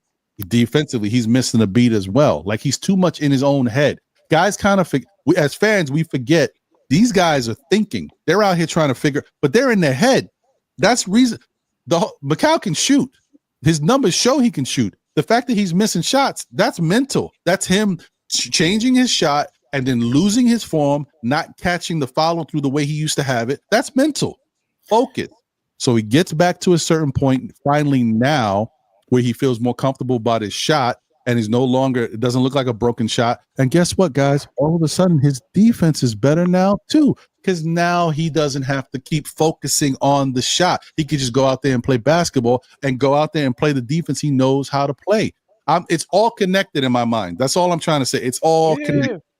You're right, 100%. Mental game is part of it. Now. I think they're both right. I'm gonna keep it 5 million with you. I think you're both right? And you're both wrong. And I'm right, and I'm wrong, and Ron's right, and we're wrong. It's all an opinion thing. But the fact, right? But the truth of the matter is this: we can never be in another. We can say we can be in their shoes, but we really can't be in their mind. What's going on inside their life? So no matter what, right? This man came from a team where he was a number one option. And now his eyes are looking and seeing this one guy score 40 and getting 20, and this other guy could get 40 points at will, and this other guy is doing that, and he just simply can't do that, forgetting that he is brought over here to be a wing stop. And now he's watching OG doing the most. I mean, OG, don't forget now, this to me is more about OG than anybody else. OG is doing the most. He is having an incredible year. He is slashing. He is crashing the boards. He's dunking like an animal. He is stealing. He is blocking and then coming back and blocking again. That game where he went the one block there and he came over here a block, there a block, everywhere a block, right? Mm-hmm. And then when that happens, Mikal is supposed to be the counterpart to OG, not the counterpart necessarily to Brunson or anybody. Right. And then it's the first 20 games. Yes, they do have to gel. I don't care what anybody has to say. It's a new team. There's only a handful of people that were already there or know the system. He had this much time to get used to a system that he didn't play before. Now he's used to the system. He's got his legs under him because he's not running, 4,000 minutes a game. And once you get a couple steals and you have that the Garden stand up and applaud you or shout your name, you get invigorated. You want to do it again. You want to do it again. Mm-hmm. Do it. And I'm telling you, if you ever been through anything in life, like real in life, you know that the mental game, the focus is so important. Huge. It's huge. Right? More important than how physically strong you are. Right? There's like there's four smarts, right? To book, street, right? Those are okay. But the one that the one that bothers me the most is when you don't have common sense. That if you don't have common sense, I can't even hang out with you at all. Not even. We can't talk for 5 seconds. But there's a fourth one, and that's called emotional intelligence. And a lot of people don't know about emotional intelligence. They know about the first three. Okay, I did good in school. Okay, I know about the streets, and okay, I'm not stupid enough to do this, that, and the third. But to have your intelligence or your emotional intelligence in check is deep. And maybe last night, somebody like Randle, maybe we don't have no idea what he's about. Because if it's about my kids, let's say it's about his kids, the emotional intelligence goes out the window, just like my common sense does. Because it's about my kids. Yeah, but if it's that's the primal. Right, it's primal. It's called being king in the Bible. When you go when you go to another place you don't want to be, that you chose New York, and then you did what Ron said, and a week later you're out of there, all that stuff that we're talking about is gone. And then Mikal, who was number 1 in Brooklyn, Jersey, is now number 4 or 5, and he's trying to figure out who he is again. Right. Now that takes time. Right. And now we are here, and the next 40 games will show us that. And I wish fans would be more patient. That's all. Yeah. And you know, what you were saying, what you're saying, Jay, you made me think of one more thing that I didn't think of before, but it makes total sense to me. So that's why I'm going to say it. The other thing too, with regards to Mikal, is you got to understand, at the same way that I view what Mikal's role was going to be. I wouldn't be surprised if Mikal thought his role was going to be that too. I'm coming over there to play defense. I'm going to give them my 14, 15 points a game. If they need me on certain nights to do a little bit more, I'll do a little bit more. But I kind of feel like he might have thought that was going to be his role, because that was the role that he played in Phoenix. And he knew he's coming here to be not a number 1, not a number 2, possibly a 3 or 4 option. So I would assume that's the type of mindset he has. But guess what? What happened, guys? Knicks traded for Cat, right? They got rid of Julius Randle, but more importantly, they got rid of Dante DiVincenzo, who was most likely going to come off the bench as a bench scorer for this team. Not a big deal, right? Okay, we dealing with that issue. We'll figure out if we can have somebody help replace him. And we found that person. Guess what? This dude dislocates his shoulder and Landry Shamet. So now Mikal has to give us more on the offensive side, because we're down a player, right? So I think that part also helps change the focus. Not only did Mikal have to think about scoring more, so did OG. Both of them had to, because we got to. This is where I disagree with our coach, right? Right there at that point. Okay, you got a player down, you should be next man up. Whether you're a rookie or not, it should be next man up. Instead of running Mikal into the ground, you give Kolek 5 or 7 or 10 minutes a game, and we, at the same time, we see what we really got. It doesn't have to be forever. If he's falling and stumbling, stick with him. You know what I mean? He's gonna make rookie mistakes. Hey, Cat makes mistakes. Brunson veterans make mistakes. But what I'm saying is, instead of running Bridges into the ground, you give Kolek 5 or 6 minutes of NBA experience. Is there any other coach that does this? Yes. I wonder. Yes. Look at every NBA team, man. They got at least 1 or 2 rookies that are excelling. No. Is there any other coach just that doesn't looking play? At our opponents. No, I'm talking about this any coach that actually. I know. I hear what you're saying, Juan. Yeah. Of course. There's other coaches, but a lot of them come from the same school of Tom Thibodeau of. But they're fading out, because if you look at the NBA rookies that are having good seasons this year, all you got to do is look at the schedule we've played this season and look at their young players that have played against us on the teams like Charlotte. Who is that rookie that was killing us the other day because the one guy was out? The one team that we're playing, and the rookie was killing us, man. I mean, he was hitting threes, he was dunking. I mean, rookie, and he was filling in for the starter. Right. Was it the Magic? Oh yeah. Well, yeah. Was it the Magic?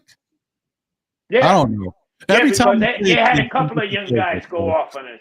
They had Black was doing work on us. That young guy that replaced what's his name? That his brother Wagner. Oh yeah. Wagner was out.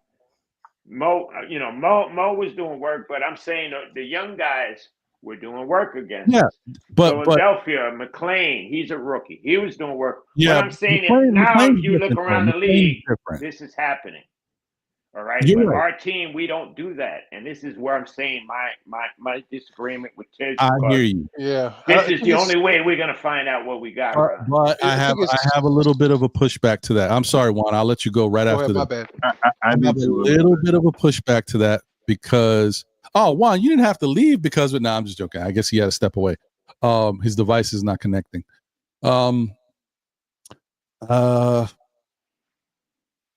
So here's the flip side, guys. You know how what AA is saying is not wrong. A lot of people do feel that way. about the young players playing and stepping up and getting opportunities. But when presented, Ron, get me no, right. I get it. Get me right. But it's also the mentality of the way Tibbs runs his team, his defense and his offense. There's the trade-off, right? How can you do this? How can all this happen under Tibbs, and yet the rookies have the chances to play and take minutes away from these guys and do? So what I'm trying to say is, what I'm basically getting at is, you take the good and you take the bad. The trade-off is he doesn't play the rookies the way other coaches do. But when you're here under Tibbs, you have your best years, right?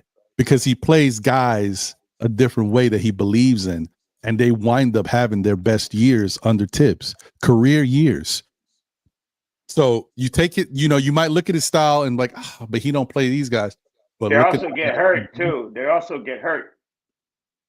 They do. What I'm talking about is minutes, like you said, because playing the way, coaching the way he's coaching can be detrimental to us as well. Because now, like we were talking, now you're overplaying Bridges. Bridges don't have legs. You're playing him 3 minutes. Now we're killing him. Why this guy is letting people drive by him?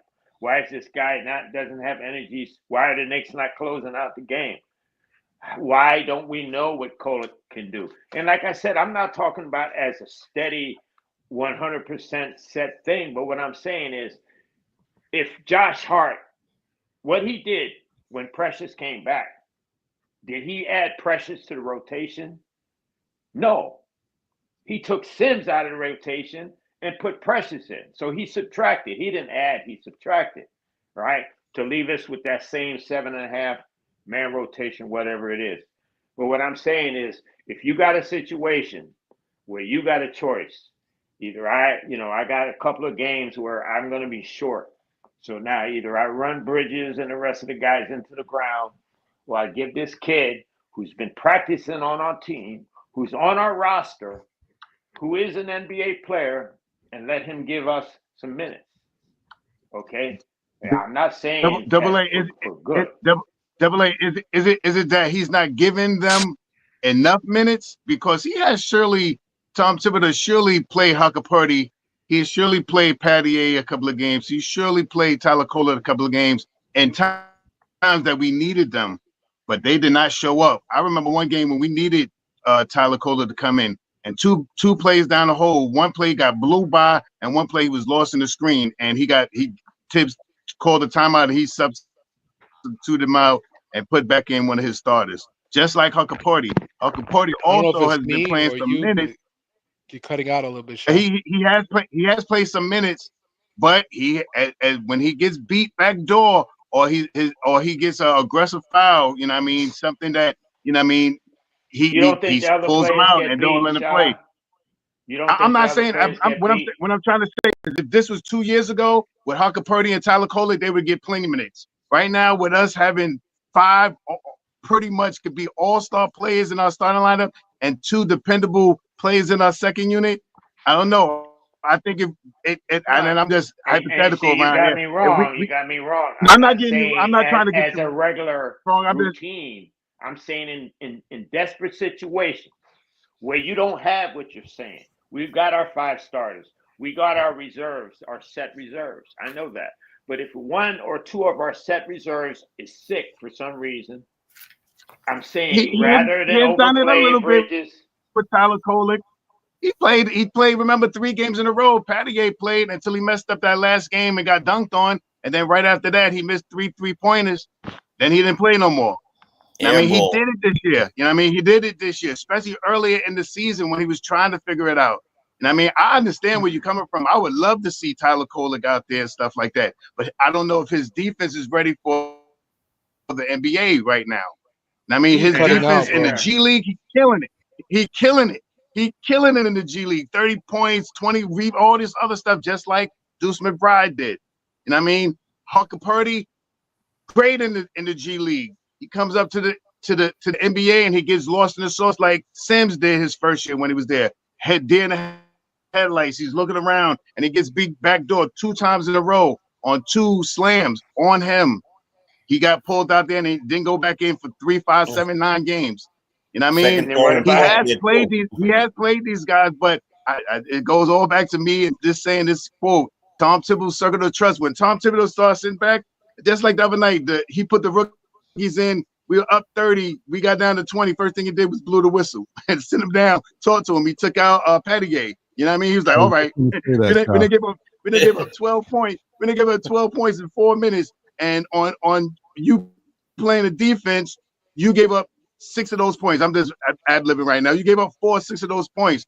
I can't have you out there right now, and it's still 4 minutes and some change left in the game. Let me pull you out and put somebody else in your place." He's done it, but these guys, when they get out there, that like they have games where Tyler Kohler has had good games, and he's put them back in to play and end the games and stuff like that. But when they get in, to me, this is just my opinion, putting these guys in to see if they're good enough to get roles on the starting unit or substitute for the guys that's out. If we would have did that this year, and we'd have been our record would have been 10 and 17 right now, would you still be asking for that?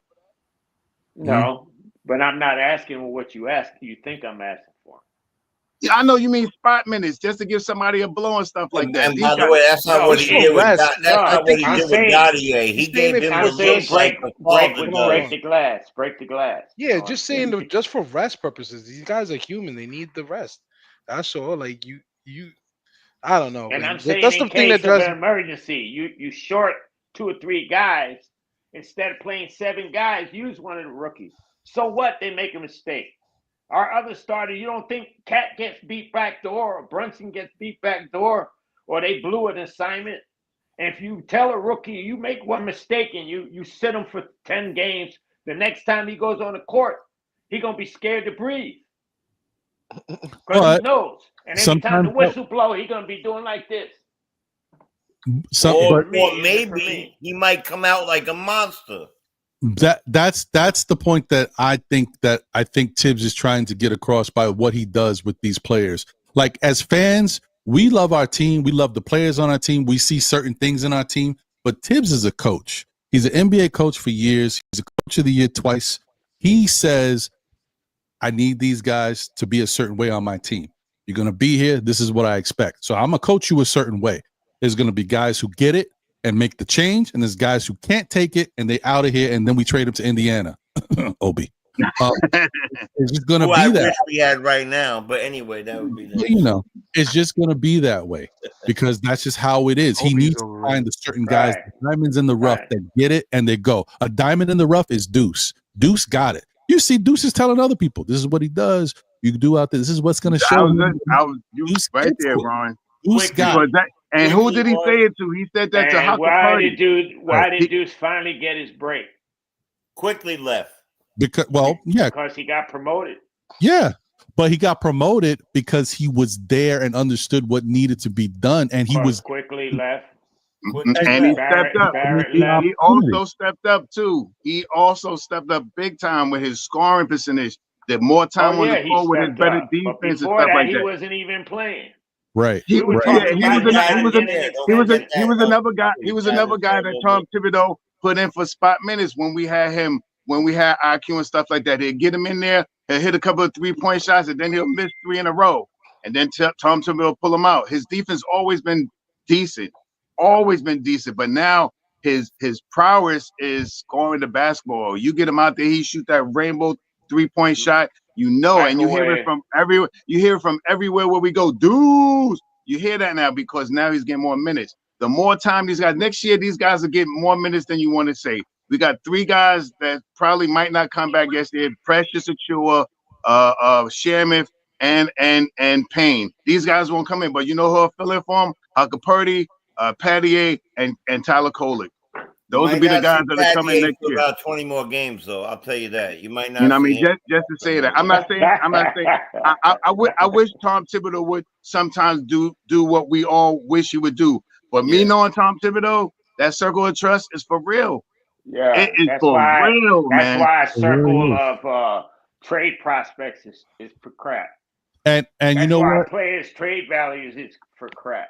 Well, maybe, but you know what? Look at the last project. Oh, Grimes. Don't trade Grimes. I need Grimes. Oh, don't trade Grimes. Don't trade Grimes. And look what happened. Where's Grimes? Yeah, but Grimes is trash.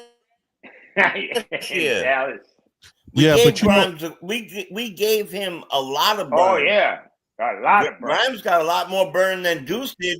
He got a lot more burn here than Deuce did at the time. You're right? Because Grimes was ahead of Deuce in the pecking order, and that's what happens. Tom Thibodeau gives you a shot, and if you don't take advantage of the shot, it's the next man up. It may not be the next man up in the way we want it to be, but on his timeline, that's like the worst thing to hear. When Tom Thibodeau does the next man up stuff, like outside the game, like when before games happen, that's bad, because if he stops looking at you and he starts looking at somebody else, you in trouble. Yeah. $100%. So 100%. And I wanted to say one thing to you guys, because you actually brought it up, and then I want to get to the chat and shout out a couple more people that I saw join. Deuce is what? This is Deuce's 4th year, if I'm not mistaken. Yeah, him and Sims is 4 years now. Yeah. Okay, Deuce's 4th year. Do you feel like Deuce has been wasted on the Knicks, or do you feel like he's finally getting his shot? No, he's salvation. Since the playoff. Salvation was when he got a really good shot, a fair shot. Okay. And given the opportunity to fail and make corrections. Okay, but hold on. Double A, was his shot this year, or did he get his shot last year? Really? Last year when we made the trade, like I said. Okay, so that's year 3, right? And he doesn't look like he's wasted away. He's still a young man, and he still can come. He's not even in his prime yet. That's the difference. Not even close. Right. Wasn't Deuce not? How many years did Deuce play in college? 13. 3? I don't know. I don't. 13. To be honest. Sorry, that was me. Sorry. I'm not sure. But my point was, my point is, Kolek is already 20-something years old. He played 4 years in college. I get it. Don't look at his age. Look at his. You're talking about him getting playing time when he's 30? Yeah. What? It don't matter, because it don't matter. Most people's times is when they're 26, 27, and Kolek is 23 right now. Yeah. Right. And, yep. And he's gonna be super nice when he's. I'm not saying and I'm not saying he's gonna have to wait 4 years to get his break. He may have to wait till next year. He may have to wait till next year, but that doesn't mean that you wait a year, you're a rookie. In most sports back in the day, if you was a rookie, you didn't do anything that first year. Yeah, you if you weren't a lottery pick, that's how it used to be. The court. I know. That's how it used to be. But I now get you it. got these kids coming in the NBA and they balling. All you have to do is, like I said, look at the other teams in the league and look at their roster and look at the rookies on their team doing work. Right. It ain't like it used to be. The problem is we got a dinosaur that thinks you got to earn, you got to earn my this, you got to earn. You know what? What happens is, Jimmy Butler, these guys, Cat, these guys, they weren't 100% all the way on defense. They weren't 100% all world on offense. They were first rounders, though. They grew into that, though. They were first rounders. You're right, they were first rounders. And that's what I'm saying, Sha. If you're a first rounder, you should be playing. First rounders are playing in the NBA right now. That old motto, you got to get 2-3 years under your belt. No, bro. All you got to look at these games against us that these teams have brought these young guys in, barely 18, 19 years old, busting off behind. What I'm saying is, when you do that, you lose opportunity. I hear that. Kolek might be turning out. He might be like playing so well. Teams are offering us what we need to finally get whatever we think we need. We could get that big defensive-minded big man because, hey, man, this guy, they got this shit. And that's what we want. Right. All I'm saying, it takes away opportunity. What it is what it is, and I know it is what it is. Listen, I hear you, Double A, and I'm not arguing with the fact that, yes, it'd be nice to see these young guys play rather than playing our starters 40 minutes, if not, when it's not necessary, or if somebody has to kind of make up for somebody being out, why not give one of these young guys a play to get some minutes in there so that we're not looking like we're scrambling to figure out what to do. I get that part of it. All I'm saying is, on the flip side of it, the Knicks are 17-10 and we're 3rd in the East. Right. It's not like it's not working. It's not like it's not working. But I hear you. Let me say what's up to a couple people, and I got a super chat. First off, let me say what's up to my guy. I don't know. I lost it. Where is it? Man, I did lose it. Shoot. Well, Phil Porto. What up, Phil? Appreciate you, my guy. I hope you're doing well. Good to see you. I know you were somewhere around here. I had your name here, and I lost it. I got too much going on in the chat right now. My wife is saying that I'm sounding like the angry elf. Nah, you good, bro. Shout out to Phil. Appreciate you, my brother. Shout out, and please, guys, go support Phil and the Knicks Nightcap Show on the Nick of Time channel. Phil, my guy Eru, and my brother Apollo doing their thing on Wednesday nights, I believe around 8 p.m. Show them some love and support the channel. Shout out to HRM the Great. What's good? Appreciate you. Michael Sharp is in the building. Salute. JJ47K in the building. Salute. Raymond Bentley is here. Salute, Raymond. Thank you for being here. Happy holidays to everybody. Cam from the Kickback in the building. Salute. Stash Lomain in the building. Ooh-wee, I like that name. Craig is in the building. Salute. John McDonald is in the building. Salute. Appreciate you. Thank you guys for being here. Bridges had to adjust to the defensive system that the Knicks run. Now he is well balanced both defensively and offensively. His best quality is he can create his own shot. That's true. That's true. I didn't even know that about him. And then someone else said that too. That was one I wasn't giving him credit for. He can't get his own thing. So shout out to him. And so can OG. You notice that? Well, we're going to talk about OG. He's bringing that to his game, man. But there's something I wanted to talk about with OG that I think the Knicks have to fix. And this is a perfect segue into that. Oh, there he is. There he is. Phil, what's going on, Phil? Appreciate you, my brother. So shout out to Paris. Thank you for the generous super chat. He says, I've never seen Tibbs or Leon trade off of a guy who was willing to go back and forth to the G League. He loves organization first guys. That's Deuce and Sims. Well, it looks like he does. I mean, because he's giving Sims a lot of breaks. Sims got a lot of carte blanche out there. But so he's looking a lot better, man. He is. He's ever had. Again, guys, look at that. He is looking better. I'm the first to admit it. I'm not a big Sims guy because there's certain things in his game that I don't love, but I do like the fact that he's taken some strides and taken some steps this year. So I give him credit for that, and I give Tibbs and the coaching staff credit for still believing in this young man and not writing him off. I mean, a lot of us wanted to trade Sims in year 1, year 2, year 3. We definitely wanted him up out of here. And year 4, you know what I mean? So. Yeah, so shout out to them. But a guy with that size, Ron, and that athletic ability and that jumping ability, you can turn him into a serviceable player. He don't have to be a starter, but he can be a player that for 12 to 15 minutes can give you rebounding and defense, switching defense. And I'm surprised at his picks, man. He sets some bone-shattering picks. Yeah, he sets the best picks on this Knicks team. Yes, he does. Broad shoulders. He's solid. He don't get caught with a lot of moving picks. I'm not saying he's perfect. He might get once in the blue, but he's really solid at holding his ground and setting the pick and then leaving. So shout out to him. Shout out to Nick Yak. Appreciate you, Nick Yak. Good to see you. He said Bridges is only averaging 3 points less and playing with 3 players who are taking more shots, leaving less attempts.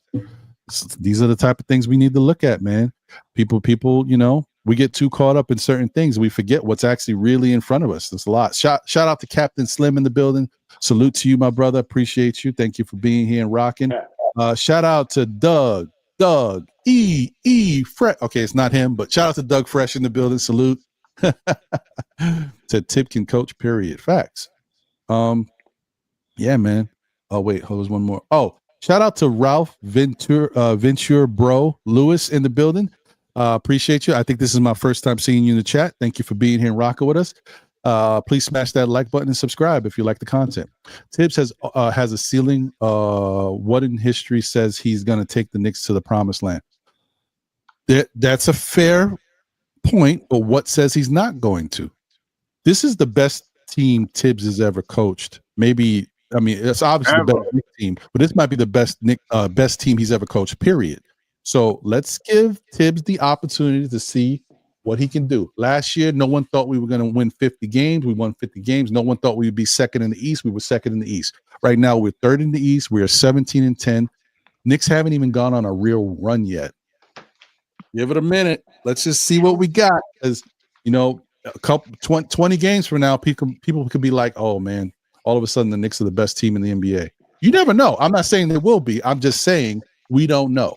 Give it a minute. Say it, Ryan. Say it. Say it, Yeah. Ryan. We are already the best team in the NBA. I'm not ready He's, to say that because now boy. this is it. We got to get into it right now. You set it up nicely, Double A. This is the conversation I want to have. Shout out to Lee Bonner in the building. There's a huge gap between G League and the NBA.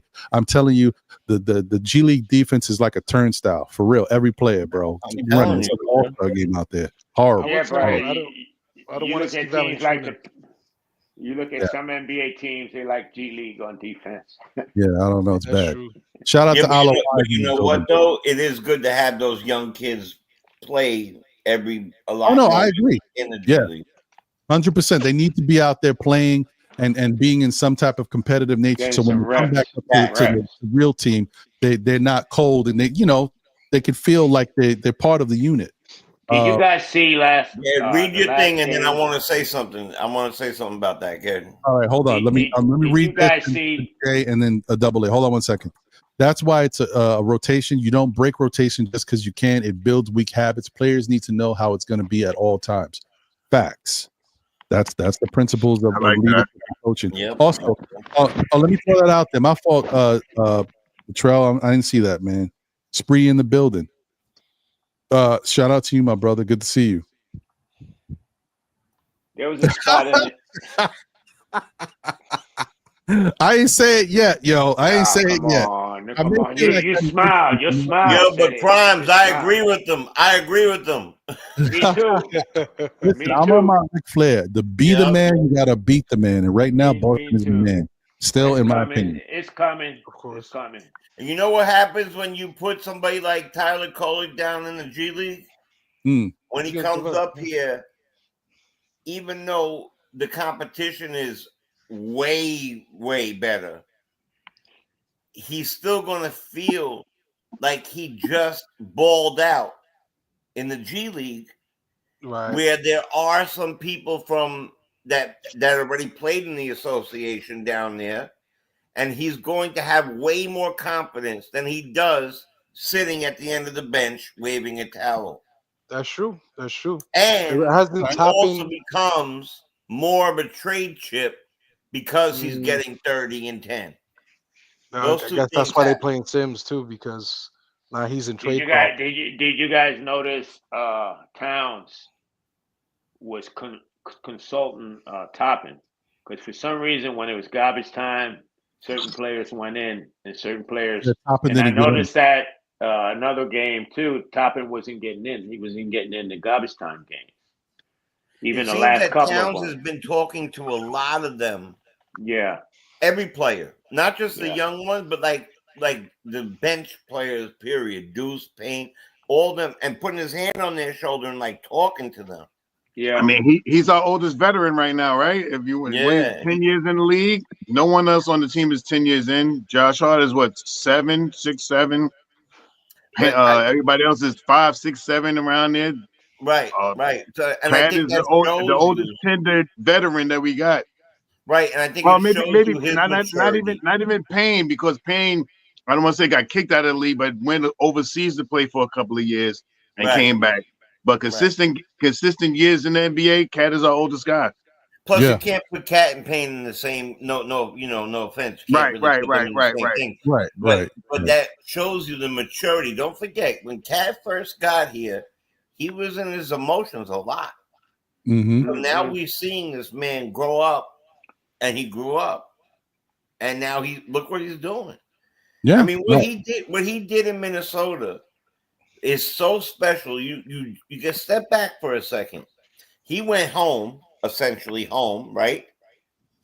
And as they said on the thing, the announcers. By the way, I like Jamal Crawford a lot. I hope everybody else does. Oh yeah, more crossover, baby. Yeah. Oh my God. But let me tell you something.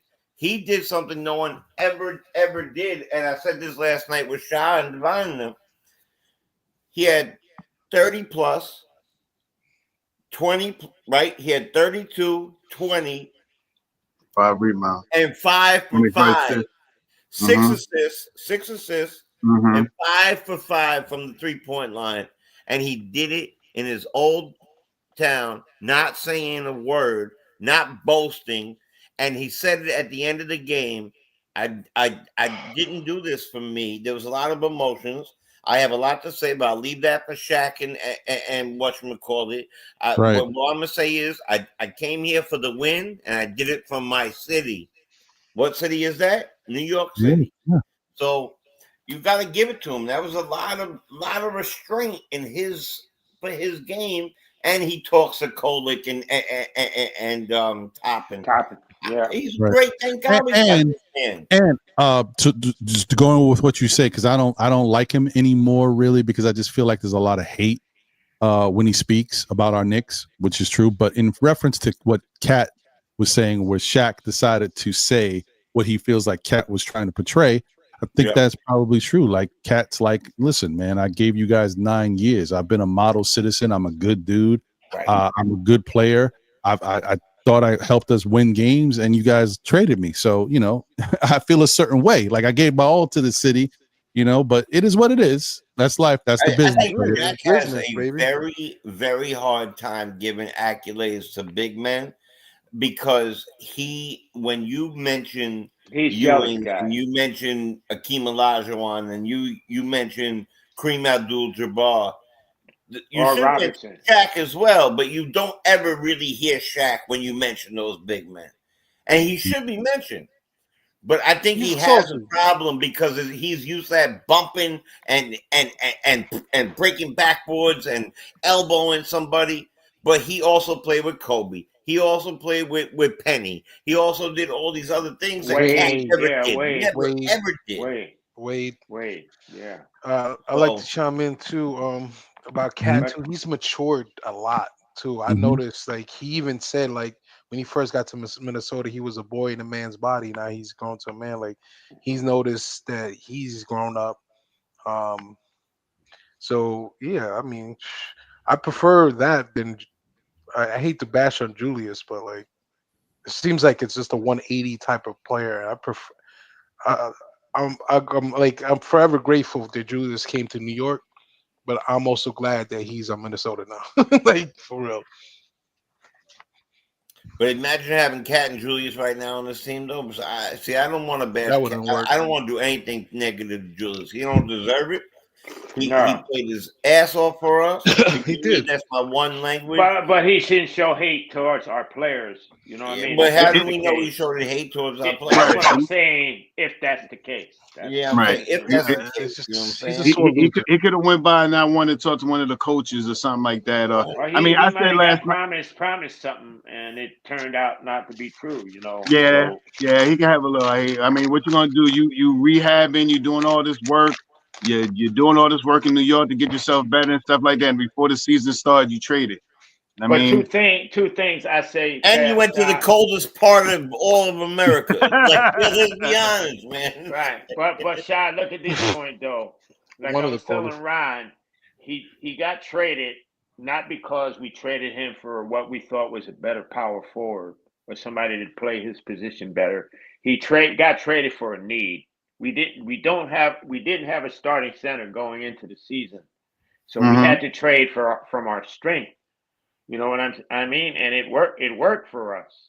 You know what I mean? So it wasn't a knock on Julius. And a lot of times you can get traded like Grimes and go to Detroit. You know, he didn't go to Detroit. Yeah, Minnesota's cold, but they were in the Western Conference Finals last year.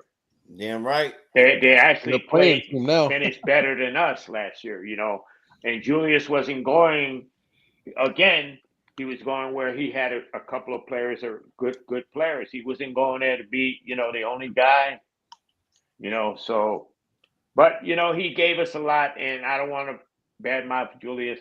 I got a lot of respect for him being a family man and a father because I got respect for single fathers because I was one. And I have a lot of respect for guys that take care of their kids, you know. Right. So, I got I'm a respect for single Julius. father of 4, and that's and I'm big on that. Any single parent should be, any parent period should be applauded. But you're talking about this man went over there, and you know, we're also missing out on something here. Cat, you can see his reluctance in his when he speaks. He loves Minnesota. He still loves it there. Yeah, He loves yeah. the people there. He was Well, he raised said there. he's a Minnesota He fan. became You a gotta man. get He that. became a man there. He actually became a man in Minnesota. He became a man. Part of that was becoming a man under Tibbs, and now he's transitioned himself into a big city in bright lights, and he's showing his backside to the NBA. How much you think the Jimmy Butler thing helped him grow? I had to bring that up. I Only think Jimmy, honestly, I Jimmy think that Butler's hair. That I was think the it only helped. thing. I think going through that, but not just Jimmy Butler and Patrick Beverly, because they Oh, both yeah. gave him the same message. And he at that time he wasn't really ready to receive it, but I think he learned from it. He gets it now. He understands it takes a lot more to win in this league. And they were just trying to show him, but you know, a little different way, and he just wasn't ready to receive the information at that time. But I think he gets it now. I For also sure. think there's something to be said that he was there and they were tied for first at the end of the year, and now the team was almost taken from him and handed to Anthony Edwards. Because that's really the fact. If you really want to know the truth, that's really why he was available. They had a center in Gobert, and now they have this guy who has a Nike shoe and commercials and all this And other Nas stuff, Reed, don't forget Nas Reed. who's trying to be made now the new, you know, Jordan, Kobe, LeBron, and that's why he was available for us. Don't forget about Nas Reed. That's another reason why they were okay with partnering with Cat. That's true. That's true. Yeah, Nas Nas, and you could even add in McDaniels. You could add in all of them. Like, the fact of the matter is that, but Nas and all them No, I'm talking about are centers. not I don't know Anthony if McDaniels. Edwards, where originally this was Cat's team. True. Right. It started to become Anthony Edwards' team. Just Yeah. like Brunson and Randle, right? I know what you're getting at, Jay. Just like our situation you know. with Brunson and Randle. Randle was the man, but then, you know, slowly but surely it was Brunson. It became Brunson was the Brunson's better team. player. And then they figured it out, though. And then once Yeah, they they got help, did. they figured out how to do that. Oh, just they were playing like now, a bomb. What Cat I and was- Brunson are doing now. They're figuring it out. Right. Yeah. You know, That's how it works. I will say that I know as a fan of Minnesota, those fans definitely might feel a certain way that Cat is no longer there, and they understand that Cat did nothing wrong. But you guys also got to remember, I mean, Minnesota's Minnesota. They're a small market team. They may have a good team, but they're still small market, so they can't afford to be going into no luxury taxes like big, you know, aprons and stuff like that. They just can't be, you know, put themselves in that position. They had to make a business decision, and unfortunately, it had to be with their best player. That stinks, but it is what it is. I think that they didn't see him anymore as their best player. They were building with Anthony Edwards is the centerpiece of that team now. And to there's fairness there, Jay, because part of that is true. But that goes back to the thing. Remember how I just gave you guys this is really interesting that you said that, because it plays into exactly what I said earlier today about Jalen Brunson. Yep. Everybody's saying Karl Anthony Towns is the best player on the Knicks. And I said Jalen Brunson is still that guy. He just had to take a back seat. Guess what? On Minnesota, looks like Karl Anthony Towns could still score and could still rebound out the gym. But we wasn't doing that in Minnesota. His numbers actually took a dip. Maybe because he was deferring to Anthony Edwards. Or Anthony Edwards wasn't passing him the rock like Brunson is. Right. Either way. He's a very different player than Brunson. He's a more selfish player. You watch him, his whole attitude. The thing he said about Michael Jordan, the thing he said about the Dream Team.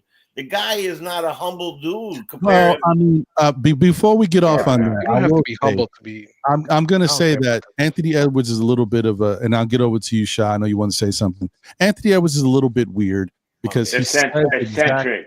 says exactly how he feels. Sometimes maybe he should keep some things to himself, but on the flip side, he's very real. Like when he talked about Cam Reddish back in the day, how he was cooking players, and he said, "Oh, he lit us up." I'm not going to tell you how much he lit us up for, but he lit us up. Yep. And so he gave him credit. And just like what he said about Cat, he was like, "Man, listen, I didn't want to tell him that because he did it to our team, but I was very happy for him, man. His team blew us out. He had a great game, and they blew us out by 30. I was proud of him, but I wouldn't let him know that at the time because I'm mad that my team was losing. I think that not everybody's saying that, and some Minnesota fans was like, "See, man, this is not the type of leadership we need." I don't think that has anything to do with the leadership. He's just keeping it real. We were getting our butt kicked. That guy was on my team. He was the guy over here for 9 years. I'm happy that happened for him. If it was going to happen to anybody, I'm happy it happened to him. I don't want it to happen to our team, but it happened. So I thought that was real from him. But I say I think that's a great point.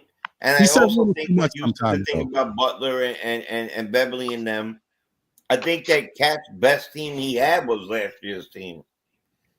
Not Beverly. Until this year. Last year's team was the best year that they assembled. The deepest team they had in Minnesota since he was there. 100%. That's a fact. Go ahead, Sean. Yeah, for real. No, good. His rebounding numbers couldn't be with Gobert and then plus Reed. I mean, like I said, New York, man, we're counting on him more for rebounding. So that's how those numbers are being effective, Right, but that goes to the same thing with Bridges. We don't need him to score 20 points. We need him to score 14 and grab 3 steals and a block or 2. Right. See, it's all relative. Let me move it around to Sha because I don't want Sha to forget what he was going to say. I almost did. I had to see. Can I go after Shop? If y'all didn't see me, I had to look down and look around. I was like, "Oh snap! What I'm about to say? Don't let him come to me yet." But the only thing I was going to say about Cat being the best player in New York right now. Sure, if you want to give him that title, you want to give him that acclimate. Sure, I am happy to give him that. He is playing phenomenal basketball for us, 50, 40, almost 90 type of guy. But we also have to remember that Jalen Brunson is the captain. All right. So all those accolades that Cat is getting right now because he's here and he's showing what he is here in New York is fine and dandy for me to hear all of that stuff. He is doing those things. He is the best rebounder in the league right now. He is the most scoring plus rebounding center in the league this year, and so on and so forth. All those accolades. And yes, is he going to be in the All-Star team for us this year? Yes, he's going to be in the East in the All-Star team for the New York Knicks. And is he also in the running for MVP this year? Yes, he is in the running for the MVP for this year. So yes, all those things that they're saying about him is true. But Brunson is still the captain of this team. And any given night, Brunson could go off for 50, 40, 50 points at any given night. So that is the difference from Brunson is the beginning of this year, he came in like he was playing from last year, the hero style of basketball, that going to the basket. I gotta get the basket in the hole. We got to so we can win. I gotta score the basketball so we can win. I gotta make this shot so we can win. I can hit the 3-point so we can win. This year is like, man, I could go down here and dribble the ball and do a dump pass to to OG Anunoby and let him shoot that shot. I could go over here and dribble the ball and pass it to Cat after I draw all the double teams all the way to the middle of the court and kick it back out to Cat so he can hit this 3-point shot this year. I could go over here and pass the ball to Mikal Bridges, one of the guys that comes off hard over the screens off the pick that I set for him, and set him up at the top or at the bottom of the key so he can hit the shots now. So he is rolling to me more into that captain style of, if we need him to score, you bet your golly molly wide that he's going to get out there and he's going to score that basketball. But if we need him to settle down, the team, get open shots for teams, draw double teams, and kick it out to the other guys as the captain of the team, that is what he's doing for us now. So if Cat wants to get all those accolades, next year you see Cat with the size 24s getting a Nike New Balance deal on the same shoe, then that's what it is. You know what I mean? And I'm happy to see him get that. Yep. Well, I I agree with was that. I was I telling. agree. Hold on, I wanted. Yeah, Brunson Wait, driving. hold I on haven't one been able second. to talk Let for a minute. Juan get his take Yeah, out. I appreciate everything you're saying, and let's we're talking about the cat maturity. Just this team, I don't know. Like certain players always get bashed. I mean, Cat is not getting bashed, but he takes responsibility. That's something I didn't see him do early in his career. Facts. When he said, if I score these points, it doesn't mean nothing. We don't win. Like, how is that not a New York identity? You know what I mean? Like, people like, Facts. oh, New York looks its identity, but like Cat saying, hey, if I don't put up these points, we don't win. Doesn't mean anything. That's like, I don't know what else could be more New York than that. The same thing with Mikal. He took responsibility when he realized he wasn't playing good enough defense. And look what's happened since he said I need to be better. He played better. So I don't know what fans want. I think they just want the continuity, I guess. But like, this is I'm telling you, I saw it when when Rose made these trades. I'm like, I saw the vision too. But I guess sometimes people just like, especially, I think so many Knicks fans have so much PTSD from like all these trades going bad. Facts. They get nervous. But like, I was like, Facts. man, guys, just like Facts. One. Rose knows what he's doing. Like, just every trade he's made, almost every trade. I can't say every trade, but almost every trade he's done recently keeps working out. So just give it time, brothers. Since the hard trade. Since the Yeah. hard trade. It's a hard trade. And I Yeah. like to see And Karl come off the bench too, because Yeah. I like another big Precious in the thing. starting lineup. Another big thing to piggyback on what you said, Juan. This how you know Cat's one of those type of players that does things by action. One of the games, he missed 5 free throws and he got banged in the knee and he got hurt that game a little bit. But you know what happened at the end of the game when they were doing the commentating? He was standing on the foul line shooting free throws before he left out of the gym. That's the type of play that I want to see. And I mean, Yeah. and if he's getting the accolades of being the best player on the New York Knicks team, fine. Jalen Brunson ain't sweating that. He used to play with Luka. Why he's sweating that? He is the captain of the team. He is the leader of the ship. He is the spark plugs to the engine. He is the timing belt to the engine. Whatever you want to put his acclimate to. He is the captain of this team, and I don't think he have a problem with if anybody goes off at that night. But you know, one thing that we noticed, his assists is going up this year. You know, another thing that's going up, his rebounding is going up this year. He's at almost 6 rebounds a game, and he's almost 8, 7 point something assists a game, 9, almost better than last year, almost a point better. Come on, man, what can we ask from him? He is the captain of the team, and he's leading by example. Right. Well, what I was going to say, Shot, and we were talking, me and Ron were talking about it earlier. I had mentioned what Brunson is doing is pretty much letting Cat and Bridges and the other guys get into their bag. You know what I mean? He knows he Fact. can get his. He can get his when he wants to get it. You know what I mean? And then, put on the fact too that if you notice, teams are starting out with a larger player on Brunson on Facts. defense, and that's causing a lot of pressure. So instead of trying to force the issue, it works out better because if he's looking to pass or whatever, he's like putting this guy on alert. Okay, now he has to worry about the pass and the shot.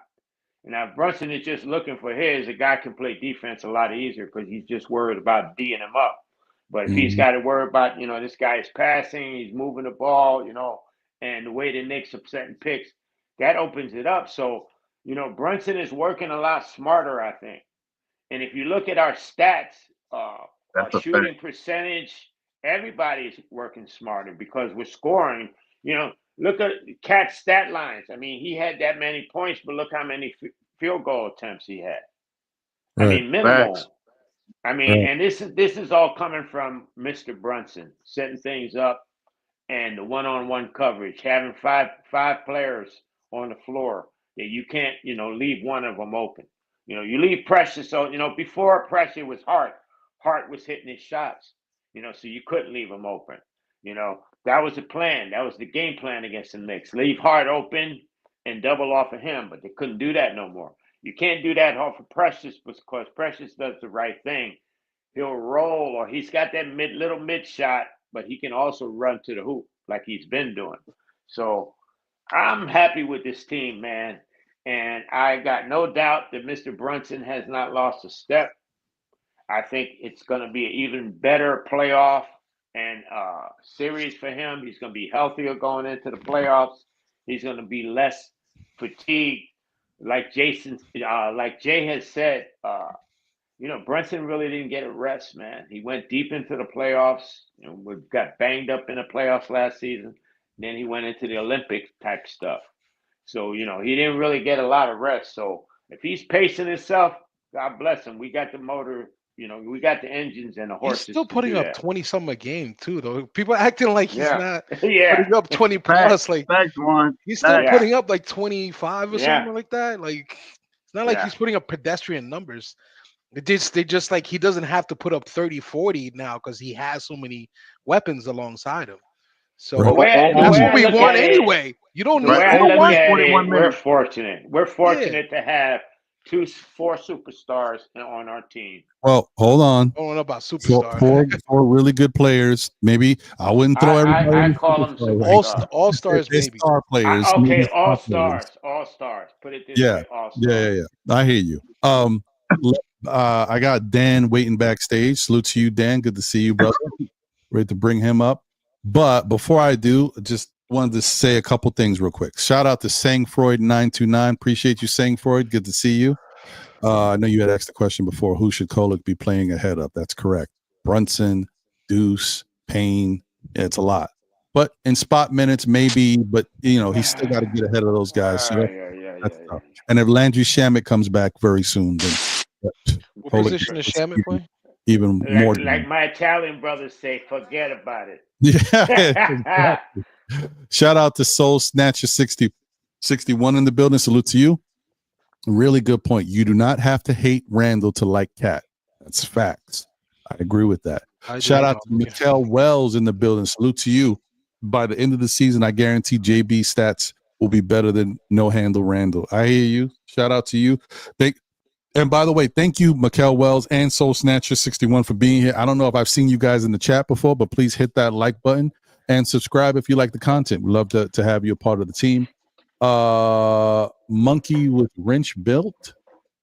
Killers, so it don't matter. I think he's talking about some stuff in the chat. Appreciate you. Thank you for being here.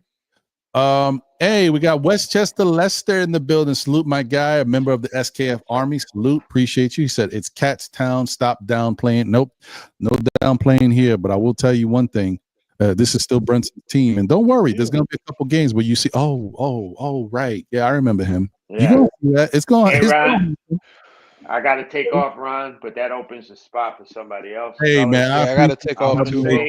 Being here, fellas. Merry Christmas to all of y'all. Facts. You and yours, everybody. That's right. Christmas next week. Hopefully we get a Christmas present. Are they playing on Christmas Day? Yeah, San Antonio. 12 o'clock. Okay. So hopefully they give us a sweet Christmas present, man, and we do work tonight, fellas.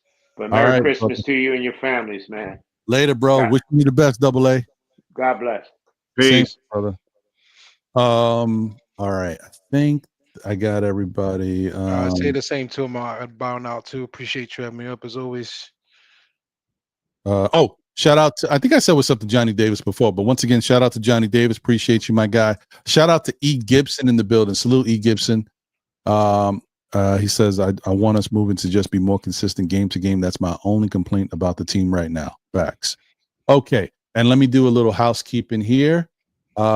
This doesn't happen too often, but when it does happen, I don't even know to look for it sometimes because it doesn't happen that often, but it did happen today. So I'm going to show him some love. Shout out to my guy. Now, I think I've been saying this wrong this whole time. He's never corrected me and he's kind of gone with it. So I appreciate him. I keep saying shout out to Crime's dad. I believe this is Crim's dad. Okay. Maybe Crim's is his child. And and I've been saying this wrong the whole time. But salute to you, my brother. I appreciate you. Thank you for buying me a coffee. He said we need you alert 10-hour streams. Well, I tell you one thing, them 5-hour streams gonna have to take a back seat. Today, we've been on for 2 hours and 31 minutes. I am ending at the 3-hour mark. So I'm getting back to regular scheduled programming. I'm telling y'all now. So salute to everybody. The other thing is the phone lines are open. The number's been up, but I didn't turn the lines on. The lines are on now, so if you want to call in, you are welcome to. And let me bring my guy Dan in here. With that being said, I'm out of here too. Hey, all right, Juan. Hey, man. Peace, Juan. Thanks for having me up. He'll be here in another 30 minutes. Juan. Nah. All right, Juan. Nah, I'm actually leaving this time. Nah, I hear you. Later, bro. Later. All right. What's going on, Dan? What's going on, everybody? Hey, man. Good to see you. It's been a minute. Oh, yeah. It's been a minute. Been busy. I hope everybody's been doing good. Hope everybody's family's doing good. Yeah. But right back at you. You know, been happy with what we're seeing with the Knicks. So, you have a lot of people that, are getting upset with what's been happening. But, to me, even last year, they didn't really make their run until January, where they started really, Facts. going crazy. So what are we complaining about? And that game in Minnesota just proved something to me that I was thinking anyways, that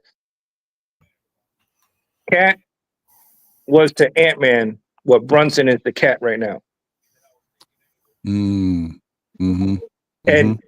that's, everybody's why isn't Brunson going off? Whatever. Brunson right now, he's such a focal point for their defense that it's allowing Cat to go crazy.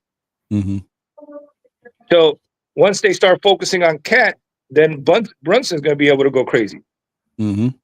So and now you saw that in that game. Ant-Man doesn't have that no more. So he wasn't going. He hasn't been going off ridiculously like he did last season.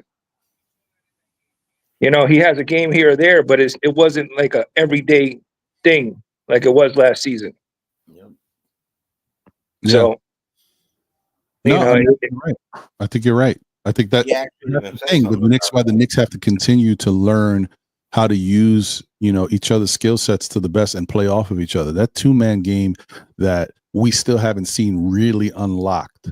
Like you've seen glimpses of it, but the 2-man game that Cat and Brunson can have is really special. I mean, guys, you don't have an opportunity to be able to run a 2-man game with guys that can be this efficient.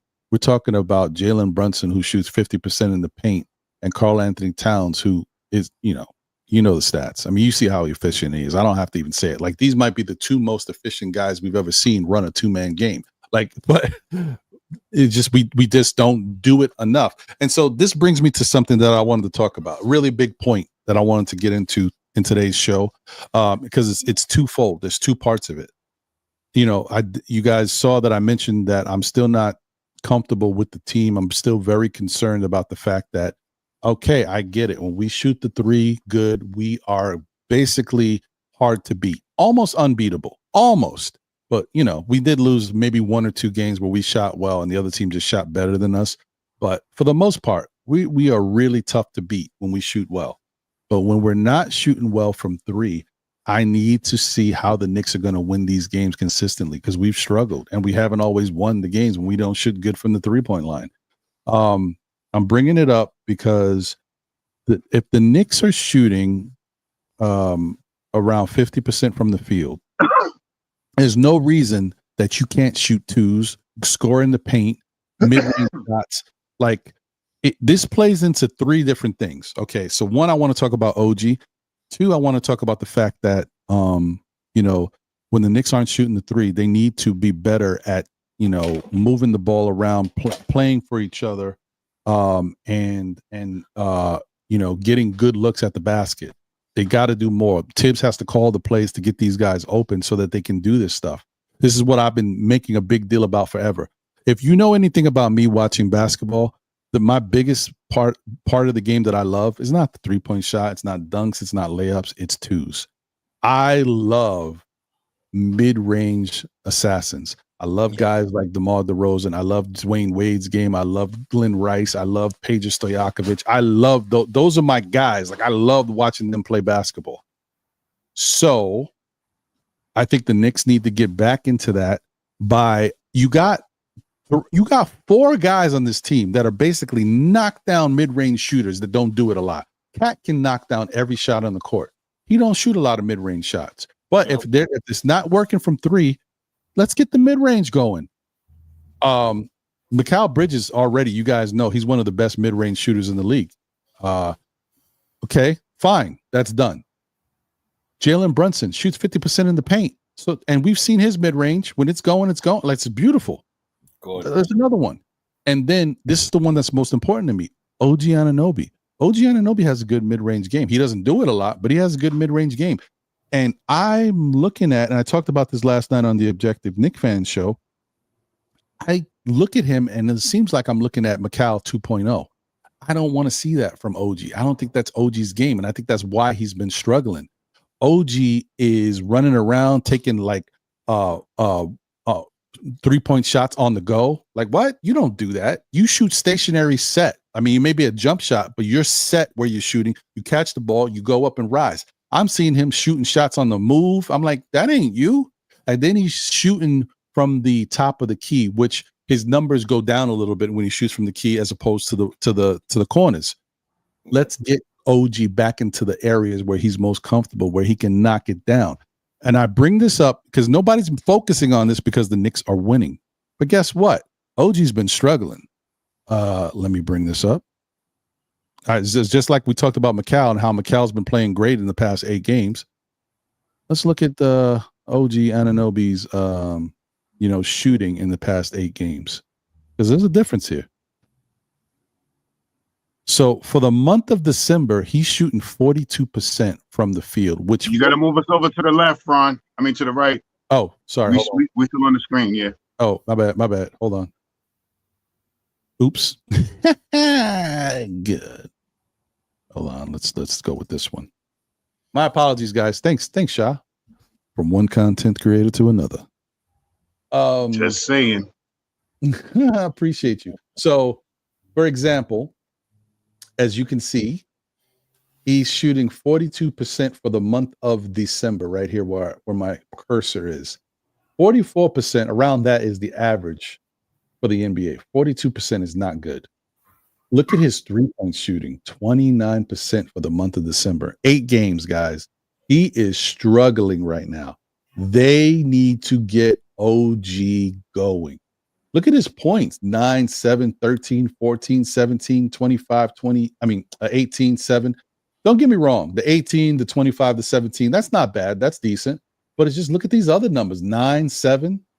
You know what I mean? Like 13 is kind of what we saw from OG last year in the beginning when he joined the club. He's got more skills, or he's allowing himself to be more efficient offensively. But right now with his struggles, the only reason nobody's talking about this is because the Knicks have been winning most of these games. Look at the record.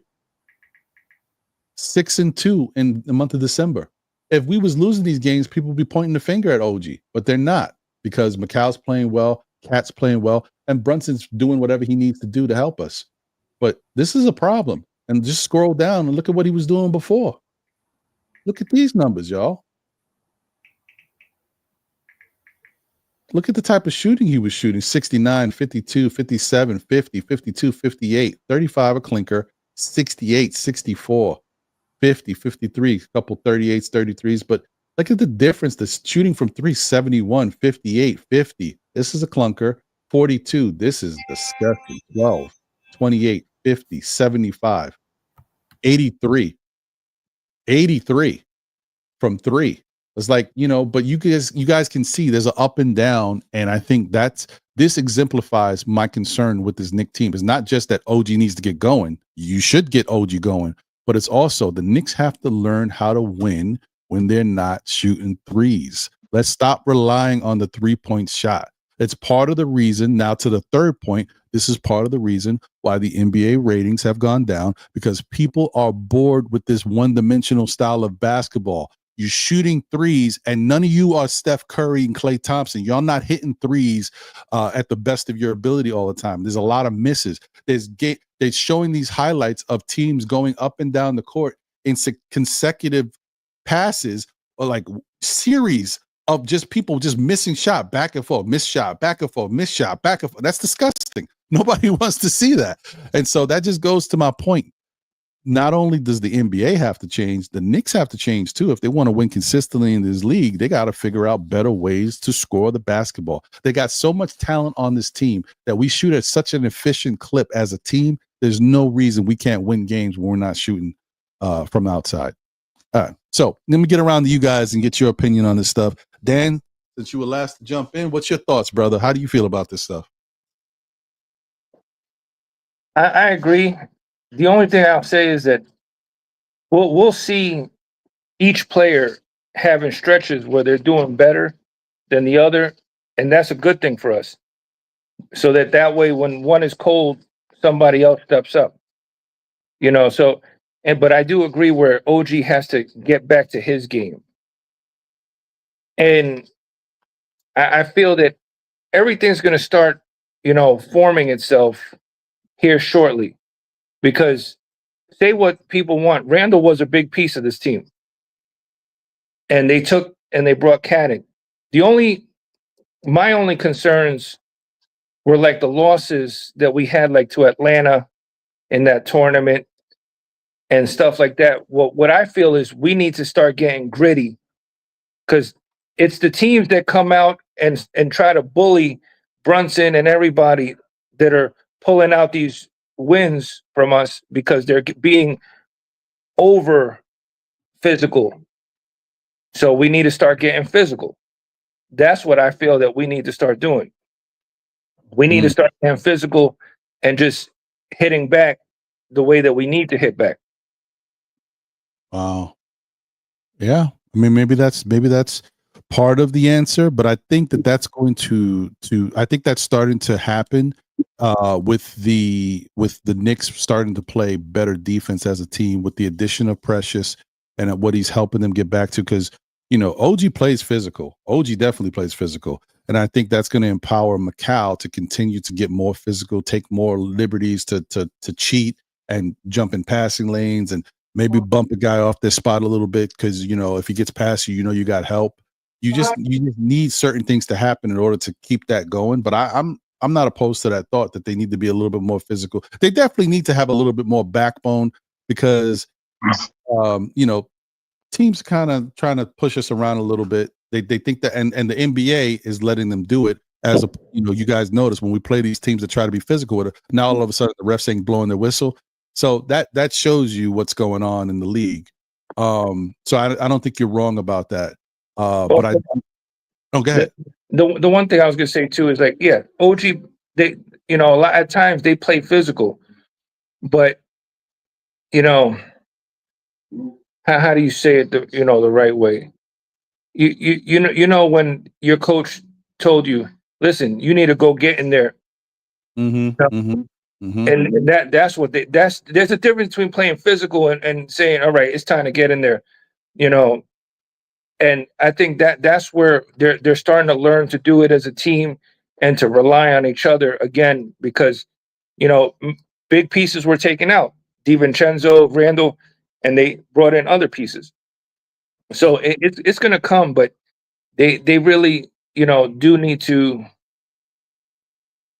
step it up in that area and learn that, like you were saying about the threes. The problem too is that they're giving up these leads in the beginning and they're trying to catch up quick. Instead of just chipping away at it and locking them down. It's like my coach used to always say, treat the basketball like it's your girl. You don't want nobody else touching it. Take it away, go. Right. I remember that. I think a lot of us got that when we were young playing ball. Yeah. Don't let her out of your sight. And that's the thing. It's getting to that point. That game in Minnesota, I was really happy, but like I said, that game in Atlanta had me really upset. The way I was looking at it, them playing it, it's almost like they had no gas. Right. I hear you. Well, before I get over to Shah and to Jay, Soul Snatcher 61 said OG's not worth $212 million. That's Jalen Brown money. Well, technically, that's not even Jalen Brown money. Jalen Brown is $300 million. So he got one of the bag of all bags. But I think I think that this is OG money, bro. I think that once again, like you forget the effectiveness and how much OG does on the court because our offense has been so powerful, right? You see like the way Cat's playing, the way Brunson's playing when he's going, the way Mikal's been playing lately, and the way we're moving as a team. The assists, 39 assists in the last game. We've had 40 assists in the game. Wait, was it 40? I think it was 40, right? Yeah, we got 40. Like, this is incredible stuff, man. Like the numbers we putting up. And you kind of downplay the fact of what OG is doing you take OG off this team, we getting cooked. I'm telling you right now, no matter what we talking about defense, you take OG off this team, we getting cooked a lot more than you think. And the whole thing, I see there was a question in there, who would you rather have, OG or Donovan Mitchell? For this team, the way it's constructed, OG. I wouldn't want you put Donovan Mitchell on this team with how this team is right now, we're getting cooked. We might outscore teams, but if we have bad shooting nights, it's an automatic L. So we ain't stopping nobody. And Ron, what are you going to do at the power forward position and small forward position? We already have a logjam at the guard. You would have to work through that, right? It's like I was telling somebody else why OG is more valuable than Mikal, because OG could guard 1 through 5. Mikal can't. Right. And the people don't see, the tangible stuff that OG does just because it's not on the paper. All the deflections, all the, turnarounds, everything. He does a lot on defense and even on offense because people have to worry about him. Yeah. Right now, OG Anunoby is playing like Toronto OG Anunoby. And I'm not saying that's a bad thing. It's just that's not what OG wants for himself. And if this Knicks team wants to win a championship and be dynamic, we need him to look like what he looked like 10 games ago. We need that OG back. You don't have to score 40 points. He don't even need to score 25 points. He needs to be somewhere in between 15 and 20 points and good shooting, because he's been when he was going, everybody kept talking about, look at how efficient OG's been. Yeah, but now he's struggling. He doesn't look efficient at all. So we just need to get him back to that style of play, get him some nice, easy, good looks, get him cutting to the basket again. You guys notice in the past couple games, has OG been dunking? I mean, he maybe not this game, maybe in the game before that, he got a dunk too, but not the way we were getting dunks before, right? So something's going on. We got to kind of get back to where we were. Yeah, so I just wanted to say that real quick. Shout out to Wacko in Brooklyn. Salute to you, my brother. Good to see you. Shout out to D-Rex. He said Precious Achua helped Mikal Bridges get going last game, and they had a great connection that whole game, I felt. Yeah, 100%. They were definitely playing well, off of each other. The connection was good. Chemistry, if you want to say it that way. Shout out to Double D in the building. Salute to you, Double D.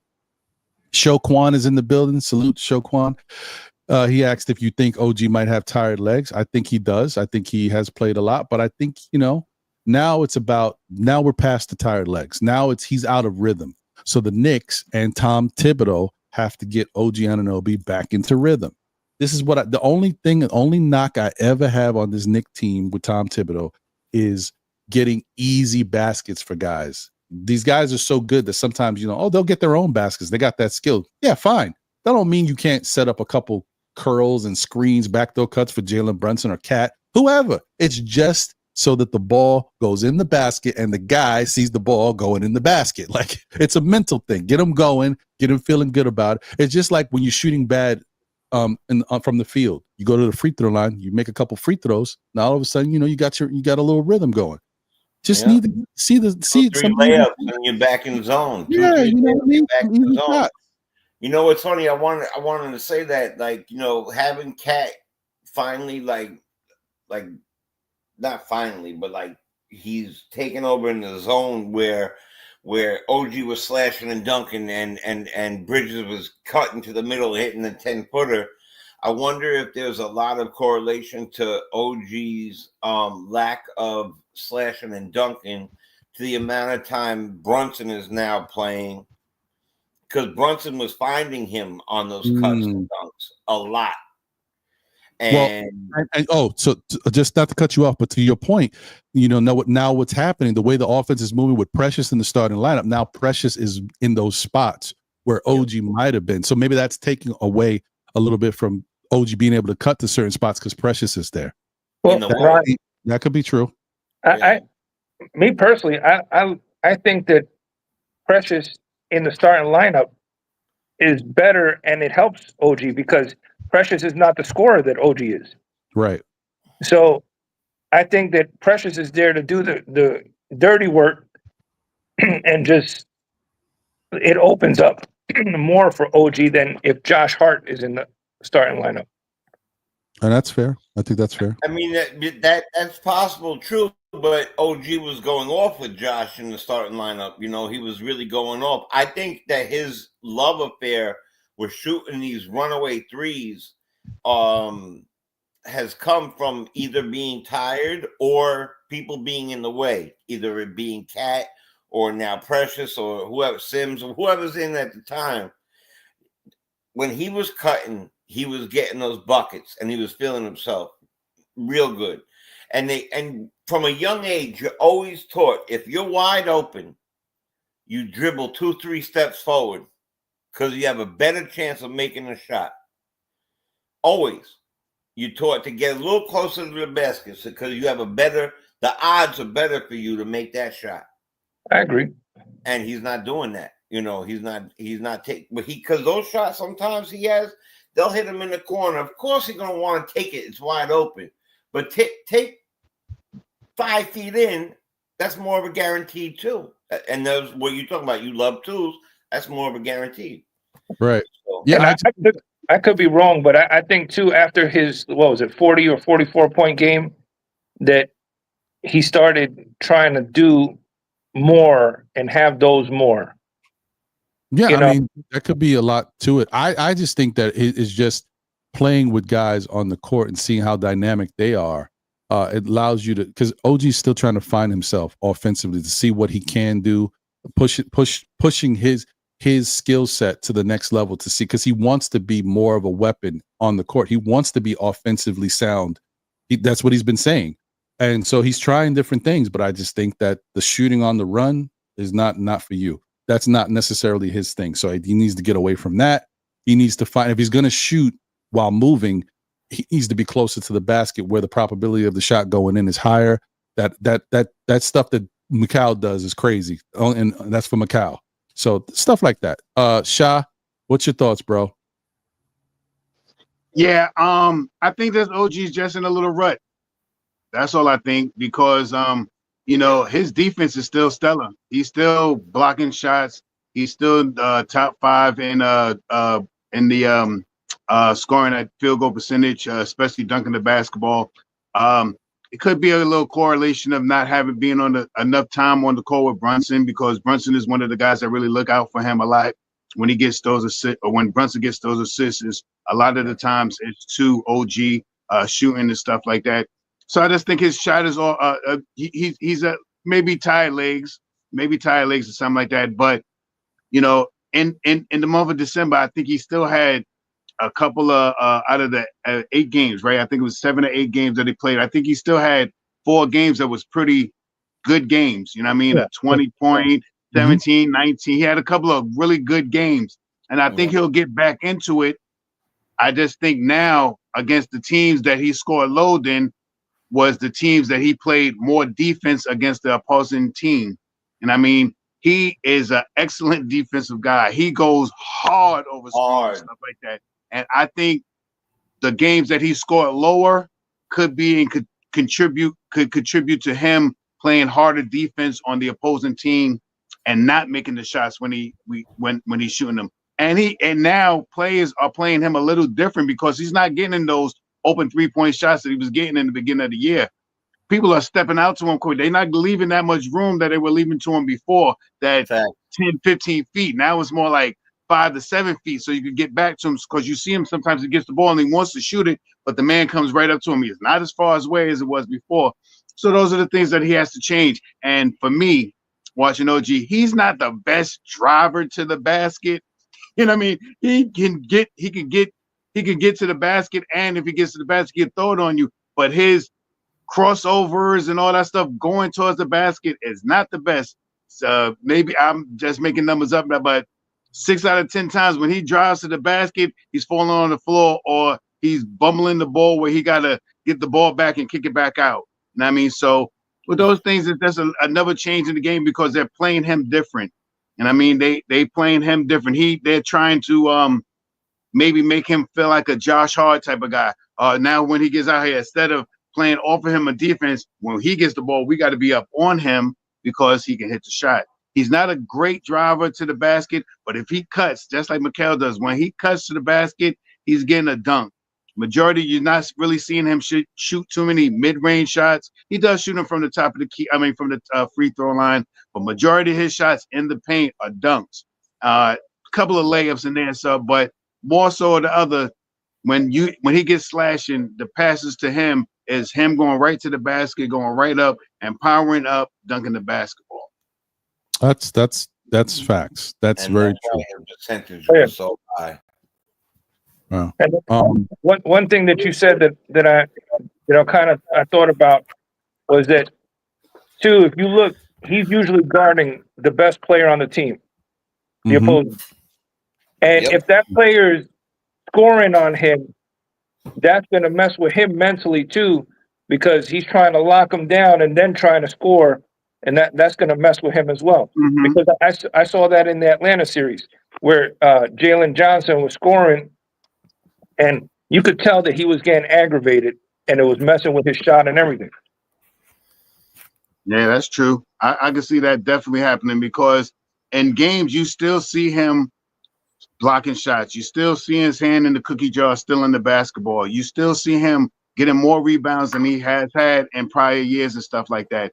And on a lot of those games that we're talking about, he played against the best scorer or the person, the most offensive guy on that team. And it takes away from what he does in offense. And another thing, like I said, they're playing him different now. They're not giving him that 10, 15 feet no more. He's like, 5 to 10 feet away from now. So, and like I said, if you watch this game, when he drives to the hole, he goes low and he dribbles low. So when he gets close, he can power himself up to get to the rim and be aggressive. And not saying that's not his game because he does it a lot. I've seen him do it a lot, but his drives to the hole is not looking like Jalen Brunson driving to the hole. They're not pretty. Right. Or Mikal Bridges going to the hole and doing all this and leaving his long arm out there and finger rolling the basketball and stuff like that. He's not that style of driving to the hole. But if you catch him on the cut, he's going to get the ball, almost no dribble, and go right back up to the basket. And he did a couple of times in the Minnesota game. He had a couple of power dunks. But yes, his dunks are getting less because teams are playing him different because he's probably one of the guys that you really want to try to take out of the game. I mean, you try to take Brunson out of the game. You try to take Mikal out of the game. You try to take OG out of the game. You try to take Cat out of the game. And I think if it comes overall, all right, if we're gonna put the biggest guy on that we got on the team, defensive guy on Brunson, now we got to shut down OG and let Mikal try to get off. He hasn't been shooting that well and stuff like that, but he is. And we could deal with Cat coming late down on the court shooting those 3-point shots because he doesn't really play that much and he doesn't have a back to the basket type of game so much this year. I mean, that I've seen, he's more of a jump shooting drive to the basket. His is incredible. You know what that is, So right. So I think that's more so but I think OG will be fine. You give him another couple of games. And remember last year around this time is when we spread off with OG and right after the new year, getting into the rhythm and stuff. Let me just get to this. I'll say something after this phone call about OG. Okay, sounds good. Caller, thank you for calling in. You are live with SKF Know the Ledge. Your name and where you calling from? It's Simon. It's D-Rex. Oh, what's going on, brother? Hey, I didn't have time to jump onto the full panel. I'm not going to yap your heads off. I just had a couple points to make about OG. I think he's actually the smartest player on the team, and that's not to say anything about him. But I think he's so smart that it actually works against him sometimes. I think he's such a intelligent guy that, like, he's not a guy like, let's say, like a Steven Adams who's just so strong and so, like, belligerent that he could just walk all over people and that's how he defends and that's how he plays. He plays with his brain, not his body. Like, obviously he has physical gifts, but if you look at the games where we always say, like, the young athletic teams that just, like, blitz us and they just muscle us off the court, those are games in particular where he struggled. So when I look at OG's game, I feel like he needs to set up at the three-point line to establish like a guessing game of, oh, what am I going to do for the other team? Like he does his little like animation, his pose of I'm going to shoot a three. And then the defender has to guess like, oh, is he going to drive or is he going to shoot a three? And if they just rush him down and are belligerent to him before he can even set that up, then it's just very hard for him to get his game going. And I also feel like the way he, at least on offense, plays is very black and white. It's like either I'm shooting a three or I'm driving. Like you really don't see him do like a mid-range jumper that much. Or even like a pass. And his handle, we got to be honest, his handle is not that great. His driving is not that great. People said, like, if he dribbles more than twice on the basket, it's like, uh-oh, you know. So I think that if you look at, like, the very, very physical teams and the very physical players that are just like, oh, I don't even care about your guessing game or what you're trying to do. I'm just going to be belligerent, rush you down, like, blitz you, try to swarm you. I think that gets very stifling and very suffocating for him in particular. And if you look at those games, like the Houston game, the Hawks game, like it's not like he didn't do anything, but offensively, those were the games where I felt like he was really shut down and he just didn't have an answer for that style of play. So, yeah. You know, that's interesting, Ron. If I can I respond to that really quick? Trying not to use the word "but" too much. I will say this. That's a great observation, Rex.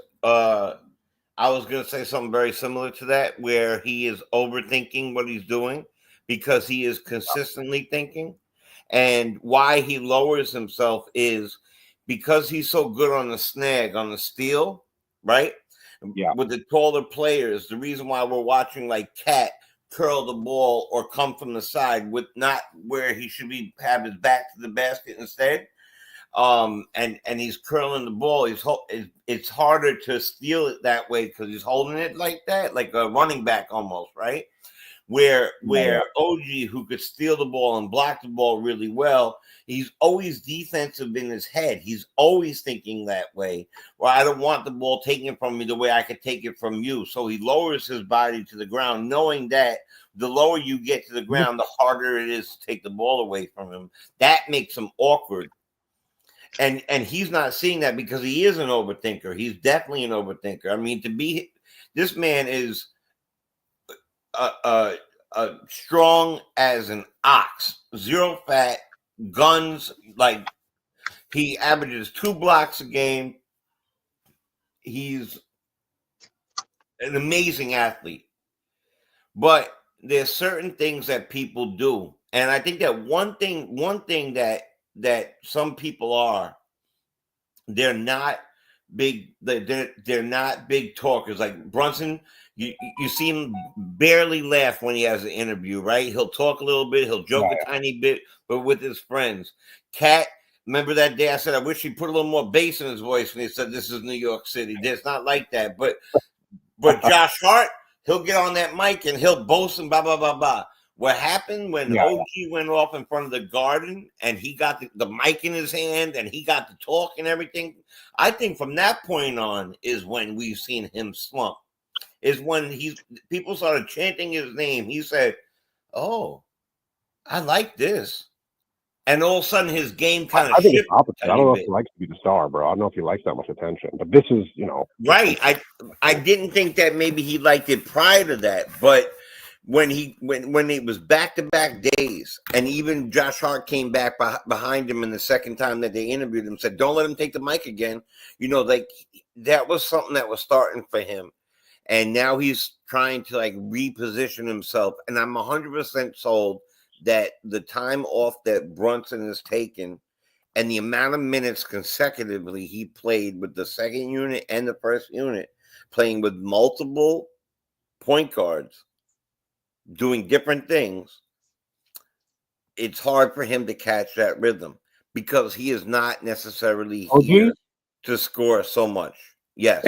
And I agree with what you're saying about that, because what I was going to say too is, You know what it reminds me of?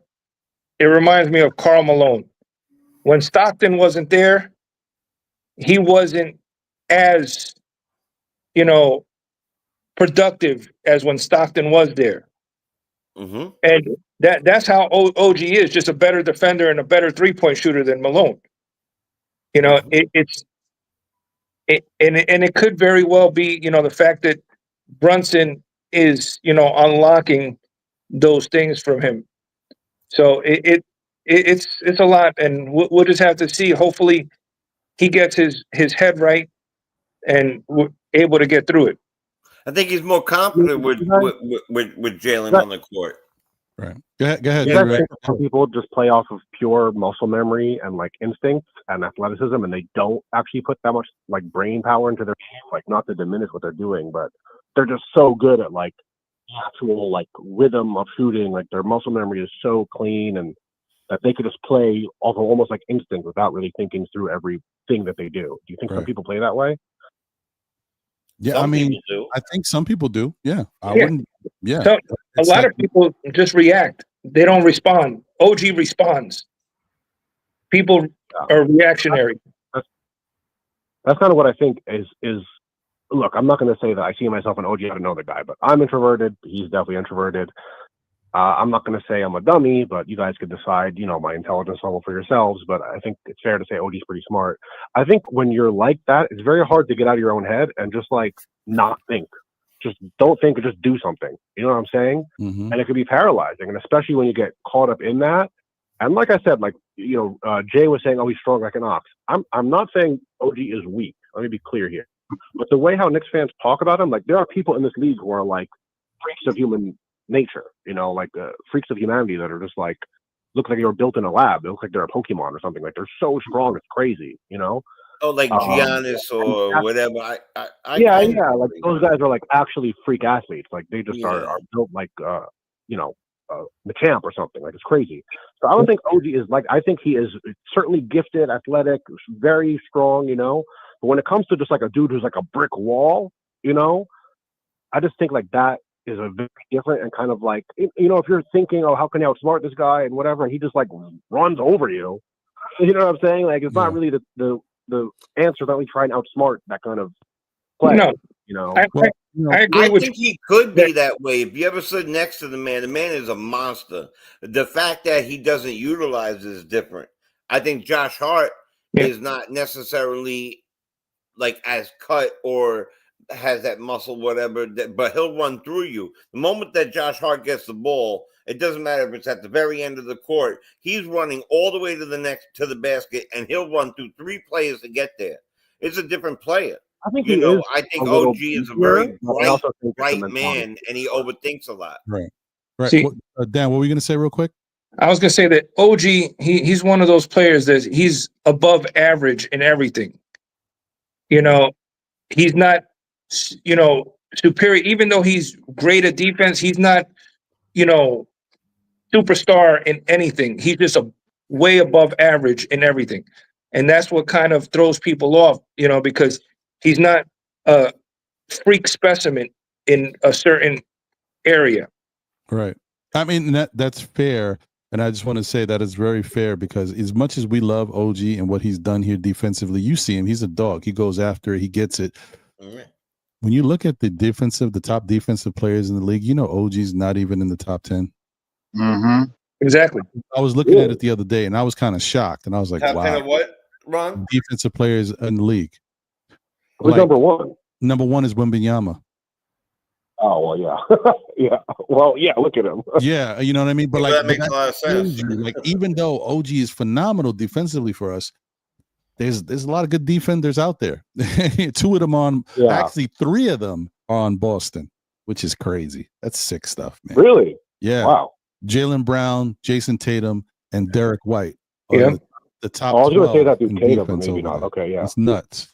So I anyway, didn't realize that Brown was a 2-way player like that. Yeah. Right. And I was going to say to the caller, don't worry. Nobody on this panel is going to be doubting your acumen. Yeah. No. The D-Rex knows. But, Yeah. Rex, but I see what you did there, Jay. That's a whole other one. Well, D-Rex, man, listen, I appreciate the call. And normally I would just be rocking out, no big deal. But I am going to get to the preview for tonight's game and get out of here. I'm not doing 5 hours. Y'all think I'm playing? I'm out of here.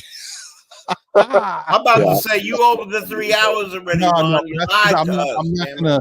I'm not gonna shortchange a conversation. We're in mid conversation. We're having a good talk just because I want to get out of here. If I had something to do, I'm out. But you know what I mean? Like you hear me. But I appreciate if you had a doo-doo, then we would understand, you know. Take it easy, my brother. Look forward to chopping it up with you on the next one. Yes, right. Hey guys, tune into to Monday night's show. We'll have the Objective Knicks fan. Should be pretty good. Appreciate you. All right. So let me get to this. Let me pull this up. By the way, I was feeding my daughters. They come first. So no, dude. Of course. Hey, Ron, I got a question for you while you're pulling it up. Yeah. I don't know if you remember it, but now is everybody in agreement of what I said 2 years ago about Barrett? What did you say? He was Rodney Hood 2.0? No. I can't say that. I can't say that because I think I figured out who Barrett is.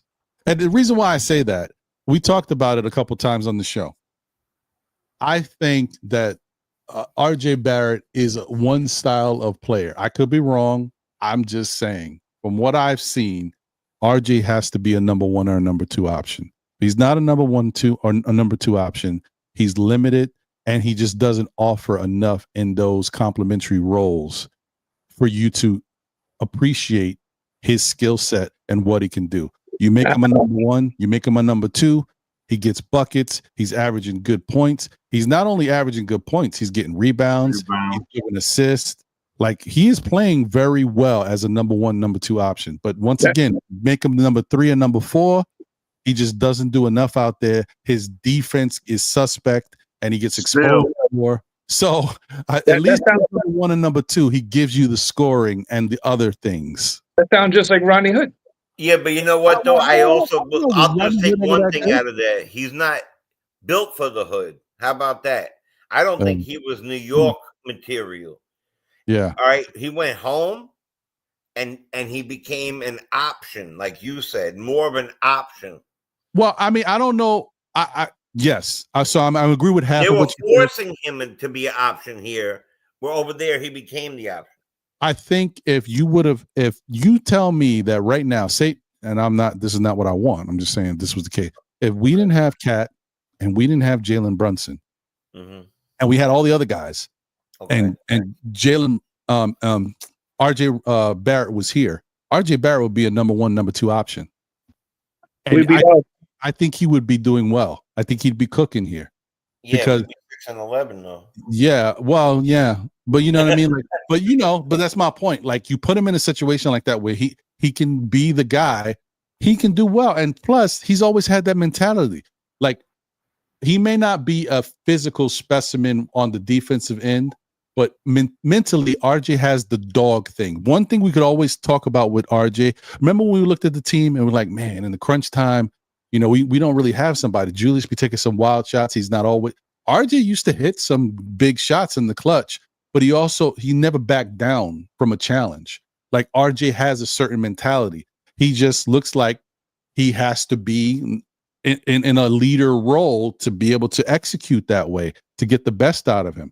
So I don't think it's. Go ahead. Sorry, I wanted to, you know, sometimes I'm a little behind hearing you, or I'll hear something. So let me ask you a question then. I always thought this: when Brunson came, Barrett had great games when Randle didn't play or Randle was down. He had some great games. And I always felt like he played a little too much in Randle's shadow. Nobody else's, Randle's shadow. And now he's not playing in anybody's shadow, even though the other kid is nice. I can't get his name off top. The one that hurt his foot, yeah. Yeah. But you're right. The one who hurt his foot. But he's not playing in the shadow of anybody now. but I always felt like when he got here, he was a small forward, right under the shadow of the power forward on our team, and that he could have really got off more, and he showed it when Julius was hurt. So Right. maybe that's the case in a lot of ways. But not Rodney Hood. I'm sorry, I gotta disagree with that one. He's not Rodney Hood. Go ahead, Sha.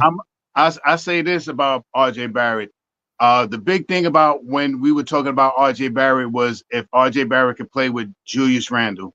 That was the big thing. If we would have got rid of Randle, we could have probably had a little blossoming from RJ like we're seeing this year. And what took away from RJ Barrett was having Julius Randle here because they played in the same areas.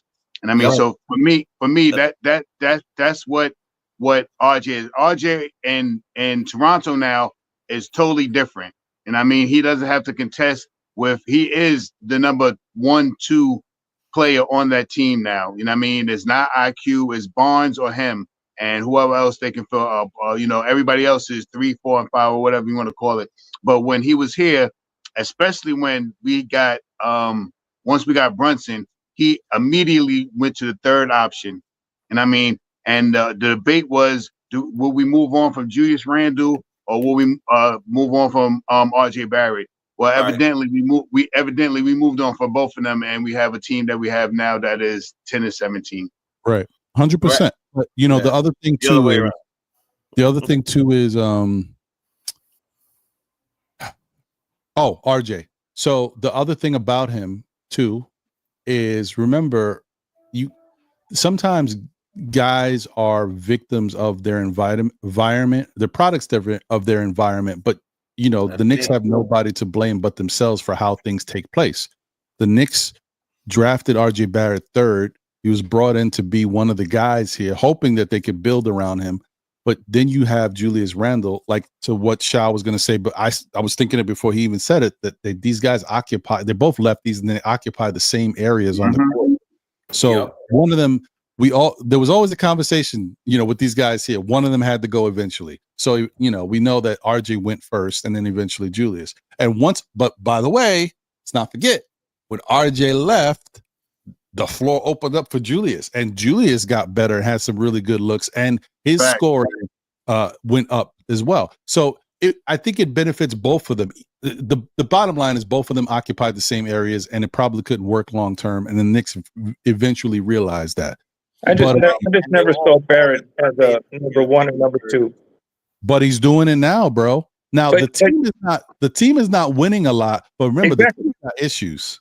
The team's got issues over there. But David, I'm sorry, is that your name? Because I can't say anything. That team is really hurt. They're decimated right now. Quickly's hurt. Yeah, there's a lot of people on that team are down. Barnes has been hurt multiple times. And to be honest, if that team was a little more not hurt, they would be a better team. And that's why I said from the jump that Barrett being in the shadow of Randle really slowed his career down from the beginning. Probably. And we wanted to keep Barrett because we picked him third because we were supposed to go first that year.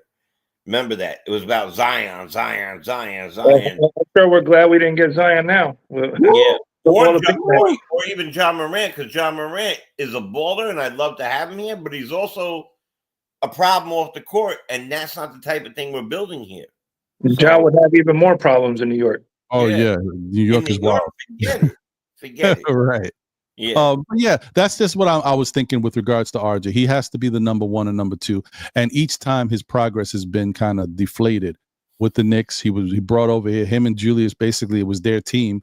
And then you bring in another coach who doesn't have a direction for them.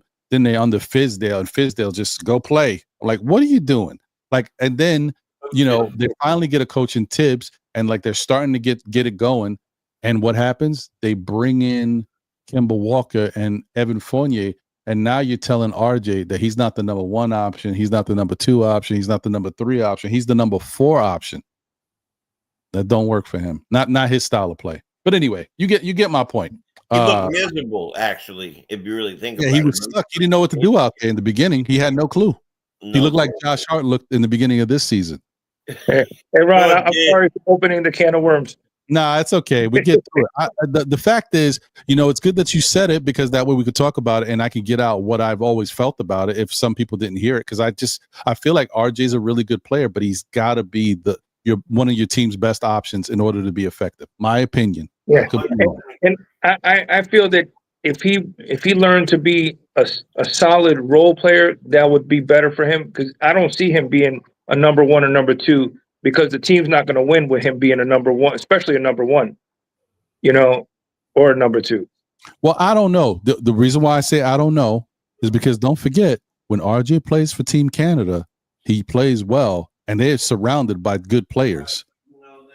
So it has worked in those situations. You just have to build the team the right way. You got to have solid defenders. You got to have solid defenders because But he also had players around him that were better than him. Yeah, but that's okay.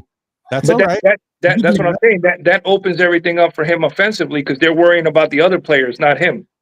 But remember, the good thing about what RJ's doing right now for Toronto is he has the ball in his hands a lot. So even if they had Shai Gilgeous-Alexander over there, everybody knows that he's the number one option. But RJ could easily be the number two. And if he has the ball in his hands a lot, he can call his own number when he sees fit. So he stays as a focal point of the offense. He don't necessarily have to be the number one. But I'm just saying that's my thought on it. But anyway, let me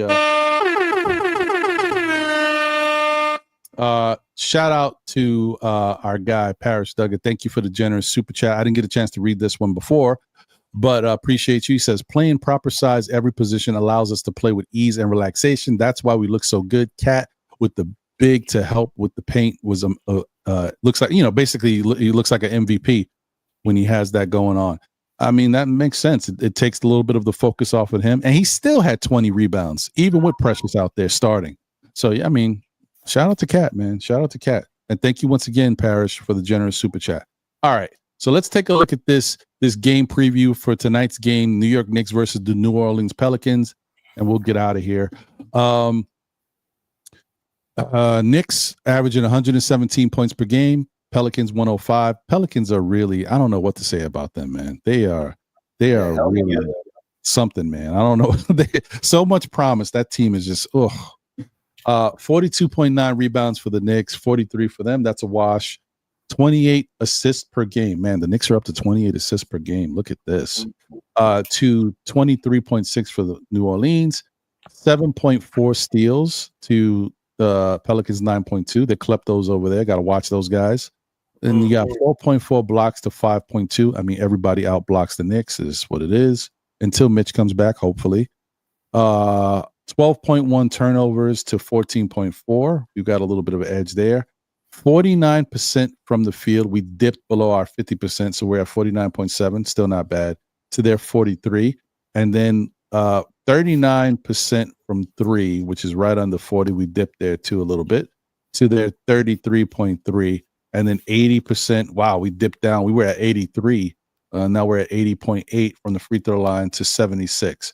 I mean, but all signs point to the Knicks being able to handle New Orleans without a problem. We'll see. 4 points in the paint, 49.3 to 46.1. Second chance points, 13.7 to 15.4. They get more second chance points, which maybe that points to their offensive rebounding. And then fast break points, 15.3 to 13.8, which always surprises me when I see the Knicks getting out on transition better than some other teams, especially, I think, New Orleans, they have some young athletic guys over there. I'm surprised. But it is what it is, guys. Is Ingram still hurt? He came back. I don't know if he got hurt again. He didn't play last game. Oh, well, then there's that. Let me see. I'm going to tell you something. We beat the crowd out of these teams, and they got a little more healthy. And I was talking with Sean Devine. I'm telling you right now, they got a bone to pick with us. We better not sleep tonight. We better not take a step, our foot off the gas because the kid Missy could rebound. He could block. Miss is good. Yep, he's good. Murray's available. The CJ's available. Murphy's available. I believe. I'm not sure. I think that Herbert Jones is available. So what I say by saying all that is, when we played them, they weren't right. They didn't have their team. They didn't have a half a team. So I don't know what's going on with them. I think they are a playoff squad. They have incredibly good talent on their team that is just not playing well. And this is a type of game, after doing what we did against Minnesota, that is a type of game that could creep up on us, and we got to be careful with that. You got to be careful because they still have some good talent over there. I mean, for tonight's game, it looks like Daniel Tice is out, Jose Alvarado's out, Brandon Ingram's out, Zion Williamson is out. But they still have DeJounte Murray, CJ McCollum, Herb Jones, Trey Murphy III, and Yves Missy. That's not a bad lineup at all. No, but the problem is when your so-called superstar player makes more appearances at the McDonald's drive-thru than the games. You know, that's what happens. Yeah, he ain't there. He's at the buffet, bro. He's not there. Appreciate you, Crims Dad. That I was looking at that right now, and appreciate you, bro. Yeah. So I mean, I don't know. This is definitely not a game to take for granted, because those five can give the Knicks a little bit of a run, you know, especially if they get hot. You never know. Shout out to my guy Josh, aka Uncle Julio. Appreciate you, my brother. He says, salute to Ron and the crew. I just want to say the reaction to the Atlanta loss was a complete overreaction. You have been pointing at that. Yes. I mean, I don't know, man. What he did on that thing. It's still the same thing that I said before. Atlanta is still a team you can't take for granted, because they've beaten good teams and they have some young talented players over there that just are going to get better with time. So, but I don't like it. It doesn't change what I said, guys. What I said earlier when we were talking about it doesn't change it. The Knicks have to win games when they don't shoot the three well. They shot 20-something%, I think, against Atlanta. Oh, maybe Atlanta shot 20-something%. Either way, the Knicks did not shoot the three ball well against Atlanta. And we didn't adjust. And they lost. You know, to me, I agree and I disagree, because it's too early to worry. But at the same time, like I said, we need to get that grit, and we need to shut Trey coming into the garden doing all his antics. Send him home packing with a broken leg. You know. But the only thing, Dan, is I hear you, and really, I'm not that concerned. I mean, the Knicks are 17-10, man. Oh, no, I'm not concerned. You know what I mean? Like, we're 17-10 right now. Guys still, we just changed the starting lineup because of necessity. Precious looked really good. Maybe that's something we do going forward. Who knows, right? Landry Shamit's trying to work his way back. Mitch is trying to work his way back. We just got Precious. It's only been like 2.5 weeks, if that. Like, so there's certain things that five games, right? Yeah, certain things need a little time to kind of cook and see what we got going on here. So I'm not that concerned, but I will say, once again, young, athletic, physical defensive teams, the Knicks have struggled. Houston, Atlanta, and I wanted to throw Orlando out of the mix, but then we just played Orlando, and Orlando did it to us. Yeah. So, like, it's the same thing. Whoever these teams are, wherever they exist, they are a problem for these Knicks right now. Well, and one thing I was telling one of the guys at work, and we have to look at, everybody that's in the league is in the league for a reason. True. We might not know their names as much, but they're there for a reason. So at any given night, people could come up and step up, and we feel like we have the bigger names, but we can't, like they were saying, we can't sleep on this game. We can't sleep on Charlotte. You can't sleep because they'll be sneaky and just throw that right hook, and you're out. Now you're done. Mm-hmm. And they got talent, and I said the same thing last night. We said the same thing last night. You can't take a day off just because you think you're a better team or your record's better. No, and like I said, better. You can't take a day. Let me tell you right now. I've seen in my lifetime the biggest dudes get knocked out by the smaller guy so many times.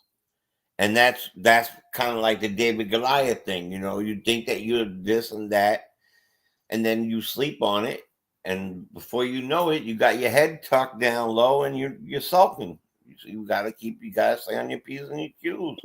Every game should be the same mission, no matter if you're playing against Oklahoma Thunder or you're playing against Charlotte Hornets. It doesn't matter. It needs to be the same game plan. Crush, destroy, move, pass. You know, it has to be the same game plan, no matter what. I don't even want to hear about Oklahoma with Hartenstein over there, but you know, you look to. It's like I said earlier. I'm not worried, Ron, because last year we made our big push in January. That's when we really started running. We hit 13 in a row or something. Mm-hmm. So I'm not worried, but like I said, I just want to see them get that New York grit back. I'm with you on that, man. And like I'm just looking at the defensive rankings, man. Knicks are 15th right now in the league overall. And there's not like, you know, this is for the whole year. Now, if I chopped it up and looked at the last 10 games, the Knicks are tied for 4th in defense. Mm-hmm. Mm-hmm. That's how we got to 15. That's how we got to 15. Yeah. But to the point that I was talking about, guess who else is tied for 4th in defense? Milwaukee, because Milwaukee's been playing better. Yep. Cleveland still playing very good defensively, who they gave us problems. Yeah. Boston tied for 4th. They gave us problems. And Atlanta tied for 4th in defense in the last 10 games. All in the East. With the two big men in the middle. Yeah. All in the East. Well, we need to just get the once we get in rhythm with Michael Jackson, we're good, because it's the ABCs 1, 2, 3s. We need to get off me for a minute. I'm like, we got a player named Michael Jackson. Now, but I say that it's always about ABCs 1, 2, 3s, because you got your assists, your bounds, and continuity, and then if you hit your free throws, your mid range, and your threes, you're good. Right. Look at that. Boy. Maybe put that on the card, bro. You know what I mean? Look, he's Dan styling and profiling out here. He's got his Clyde going on. So, let me just get around to all you guys. Let me get this off the screen. What's your thoughts for tonight's game? How you feel about it? Comfortable? You feeling good about it? Or are you concerned that it could be one of those trap games? What's your thoughts? Let me go to Dan first, then Shah, then Jay. I think it's going to be one of those games where we're gonna be surprised on how good the Knicks are playing, and I really think OG's gonna have a good game tonight. I think he's gonna show out, and I think that Mikal's gonna be the one that kind of steps back a little bit, and OG's gonna do more. So we'll see. That's what I'm thinking. Right. This game. I like it. I hope you're right. Shout out to Jimmy Henry in the chat. Season's greetings, my brother. Happy holidays to all SKF and Ron. Appreciate you, brother. Happy holidays to you and yours. Enjoy it. Make the best of it, man. You know what I always say, be good. And if you can't be good at it. Okay, anyway. All right. Shah, what's your thoughts, bro? Last year we played a different style of basketball, and a lot of times with teams under 500 we beat. This beginning of the season, we had hard times with teams under 500 because we wasn't a 500 team yet. I think that now that we're starting to get it together and stuff like that, I think you'll see some more dominating games against these teams that are under 500. And I mean, there's no more time to talk about, Ingram was out and Zion's out and all that stuff. Yeah, they should have been healthy, so you could have got out here and tried to play and win the basketball. no one was complaining. Well, we were complaining, but no one was complaining when we went out there the start of this year, and we didn't have Mitchell Robinson or Landry Shaman or Precious Achua for the first, and we still don't have two of those guys back for the first 20-some games of the year. So it's time to put up a shut up, and I think the Knicks are going to go out there and build off of what they did against Minnesota and continue to do that against the team. Now, I'm not taking nothing away. One of my things that my guy says is I think the Knicks could beat any. Devon says this. I think the Knicks could beat anybody in the league, but any given night you could get beat. So that's what my opinion is, that we have to go out to play like this is a 500 team. They don't have their best players on the court. We got to get out there, score the basketball, control the pace and do all of these things that I always talk about to capture this game. And that's one of the big things for me tonight, to get out there and beat this team, because this team is an under 500 team, and it'll project our record on the road. You know what I mean? And we have to get closer to 20, 22, 23, 24 on the road games, and, probably get closer to 30 wins at home. So this is a perfect game for us to go out there and win. And the month of January, end of this month, the month of January, we got some sweetheart games. So this is a good way to continue. We haven't had long stretches, but we already had 2 sets of 5-game wins in a row. So let's start this to be the second win, and the next game be the third win. And by the end of the 40-game mark, we have a lot of wins under this belt. My big thing is for the Knicks to lose under 26 games. I mean, 26 games gives us about a 56, 57 win percentage at the end of the year. And teams like this is teams that we should beat. So I'm hoping that this is one of the teams that we can beat up on tonight. Right. Can I say something quick? Yeah. Uh-huh. It goes exactly what he was saying is what I was saying earlier, that New York grit. We need to get to that point, and that the comment you just posted up there, I don't agree with. Like, we should be in cruise control. I think we need to just go into Mortal Kombat mode. Finish him. Boom, bing. Yeah. Finish him. And no mercy. Because if they get into that mindset now, it'll be so much easier when it comes time to playoffs. Just finish him. Mm-hmm. No one shot, 2 shots. Get over to Jay. We need to stay identical to what we did in every game, and if we take what we took from Minnesota into this game, it should be no problem. I'm going to say a couple of things that are real, that to me they're fact. Right? Hold on 1 second, Jay. 1 second before you say that. To just what Dan was saying, I don't know if you guys have seen the clip. I didn't remember it when I watched the game live, but then there's a clip of in the fourth quarter when Karl Anthony Towns is still in the game, right before he pulls out all the starters. They're getting the ball up the court, and they're kind of taking their time with it. And Tibbs is screaming, push, push, push. Like he's definitely trying to keep his foot on the gas. They were up 20-something at this point. So I agree with you, and I think Tibbs is there mentally. He's just got to keep the guys on the same focus. But go ahead, Jay. My fault. I just wanted to throw that out there. No, that's 100%. Listen, I think that we need to punch them in the face over and over and over again, and that's something I taught my kids growing up. Like, you hit them because if you let them back up, they may get you. You got to keep hitting them and hitting them, and I don't care you could call whoever.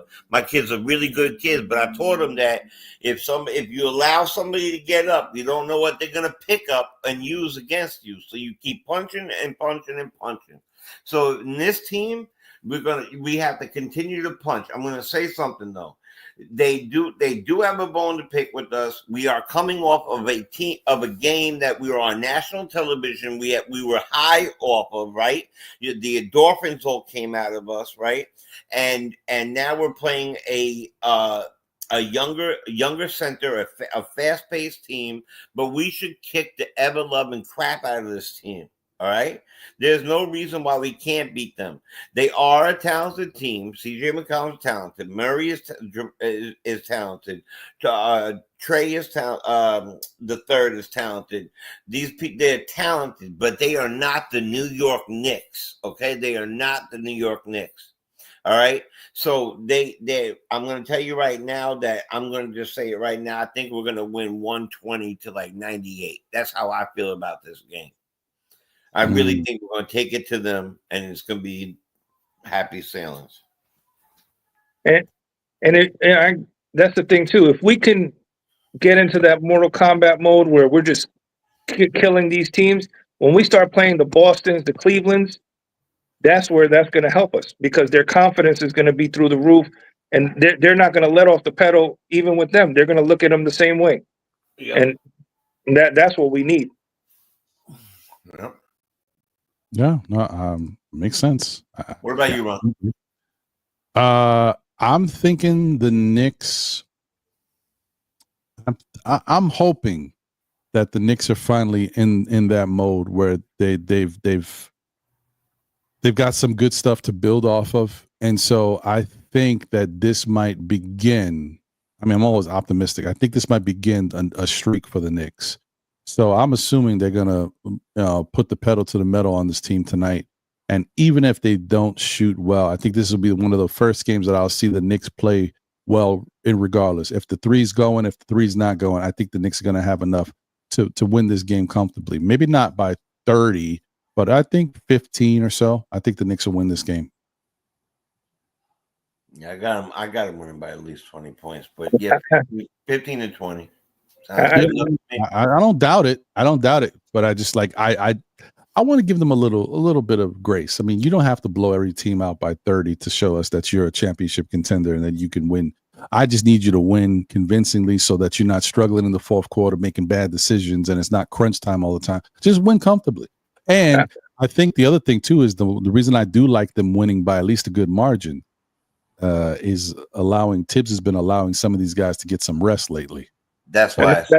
That's what I was about to say. I think I think the point spread will be like 20, but I think the game will be won by like 12 because he's going to put the reserves in to let them get some minutes. You know, we'll see NYPD out there, and to see if he can lock some people up. He might not get any burn, but the others will. The way Tibbs looked at him the other night, I don't know if he's getting burned. We'll see. I don't know. I don't know. But hey, man, I want to thank everybody once again for being here and rocking. This has been another great show. Appreciate D-Rex for calling in. Shout out to Double A for rocking. Shout out to Juan as well. Shout out to Dan. Shout out to Jay. Shout out to Sha. Appreciate you guys. Shout out to Jay Boogie for giving me the exclusive that I played early to start the show. Appreciate him for that. I would play it again, but I got to play the Christmas joint. You know what I mean? We're right there. Got to play the Christmas joint on the way out. So, but yeah, man, appreciate everybody. And let's go Knicks, man. I'm really excited for tonight. Sha, I'm assuming you guys are going to go on before the game. Yeah. The game is what, 9:00 tonight? What time is the game? What time is the game? I think 8. I think you said 6:45 yesterday. 6:45 last night. We'll be on at 6:45. Check us out, Knicks Real Talk on YouTube.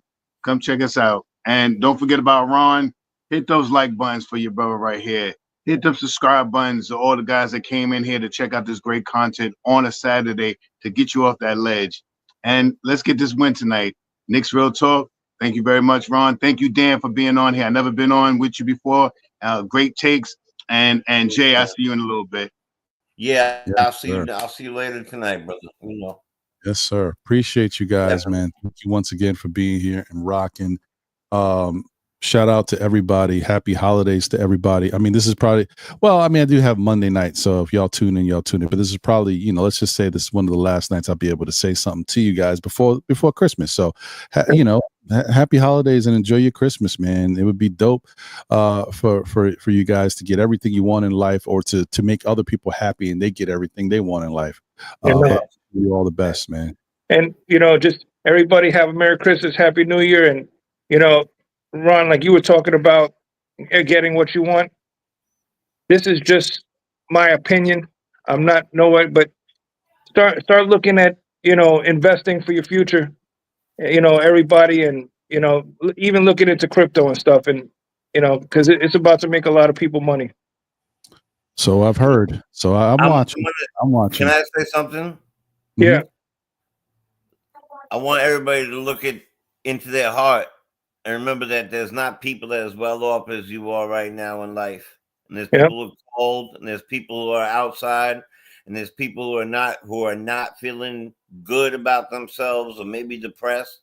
So make sure that you're 100% right about building for our future and the crypto and the gold and all these things, but make sure you take care of each other and you love each other and you lift each other up. And remember that we each a child of God, and we need to break down the walls and lift each other up. Stay safe out there. And that's what out for the drinking and driving and the people doing that, and make sure that we could get together on another Saturday. Because that's what I was going to finish with. Just remember that God is good, and you could do all the things you want, but just focus on what you need to do, and just focus on the man above, because God is good, and the Lord looks out for every one of us. Yeah, that's facts, man. Appreciate you guys once again, man. Thank you for having us on. Thank you, man. Thank you once again, guys. Happy holidays. Have a Merry Christmas. Stay safe out there, like everybody's been saying. Salute to everybody. Appreciate you guys. Shout out to everybody in the chat. Shout out to people on Facebook. Miss Hunter. I see you, boo. Okay, anyway, salute to you. Whoa, now. Hey, man, she's the only one that can get that from me. She deserves it. She got the win for a reason. Shout out to my guy, Urian Martinez. Salute to you, my brother. Shout out to Lena Franklin once again. Happy birthday once again, Lena, tomorrow. Enjoy your day. Happy birthday. Shout out to everybody on X. Shout out to everybody on YouTube. We already over 100 likes. Appreciate you guys. Thank you for all the generous super chats, the buy me a coffee, all the love, man. And thank you to Crim's dad for the membership, the gifted memberships to you guys. I mean, appreciate everything that you guys have done and show support and continue to show love for the show. And thank you to my guy who just popped in, man. We on the way out, but shout out to my guy, Divine. Appreciate you. Knicks Real Talk in the building. Hey, and I hope I didn't get a chance to ask you. I hope your birthday was good, man. I hope you had a good time. And enjoy the show later tonight. I'll be tuning in. Also, guys, I didn't really put up anything about this. And I don't know, I'm still assuming, I mean, I know it's last minute and it's like a travel thing, but if you have the means and you have the availability, don't forget there is a Knicks game that's happening, Knicks versus Washington in DC. And, NBK fam will be there, Sims. I think, I don't know if Eru's going, but I think Tony might be there. NBK is going to be in the building. So, you want to go catch that game in DC in a different arena. It's pretty fun. They have a good time out there, and it'll be a post game and a pregame and a post game live from over there as well. So, check them out. Ron, real quick, Shaw, what was the name of your show again? Knicks Real Talk. All right, got you. Right there at the bottom that just left. Oh yeah, right there. Look, Knicks right there at the bottom. It's right there. All right, good deal. All right. Once again, guys, thanks everybody. Salute to everybody. And let me take you guys out of here with the little J Boogie. We back on Christmas. Yes, let's get into the holiday spirit. We out. Laters. Peace. See you later, Sean. Peace. Y'all ready? Yo, You know it. What up, man? who that? You? It's Hard Will. Back like 2/5, man. It's your boy Hard Will. What? You alright, man? All right, what's up? Yo, get up, man. Yo, get up, man. I got some money for you, man. I got this phone. What KT phone? Wireless. KT Wireless? T-Mobile, man. We on here with some bread. We going to the Knicks game. We back like 2/5. That's Hard Will? Yeah, let's go. For the love of the game? Yeah, let's go. Well, I ain't never stop loving you, boy. We back. We back, baby. Thank you, man. Let's go. I'm right, Let's man. go.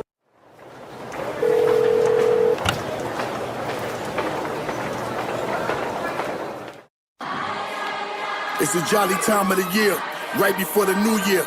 Ain't no other squad better on this day than the Knicks. We back. Best time of the year, they say it's Christmas. Little kids can't wait to see it's Christmas. New clothes, new toys, mean it's Christmas. You see the Knicks, we back, we on Christmas. It's so pretty when you can see the snowfall. That red nose, tell them that it's Rudolph. off. Chestnuts roasting, the Knicks stay roasting. Tell the whole league we hosting. 12 noon, we back 12 in the 2/5. Biggest tree in the world filled with presents. Little kids, they checking off their wish list. Ho ho ho, we celebrating this Christmas. Jingle bell, first game playing in the garden. Tell Santa we got the whole league watching. Right before we celebrate the new year. James Dolan crossing with the reindeers. Parker decks, they filled with no room garage.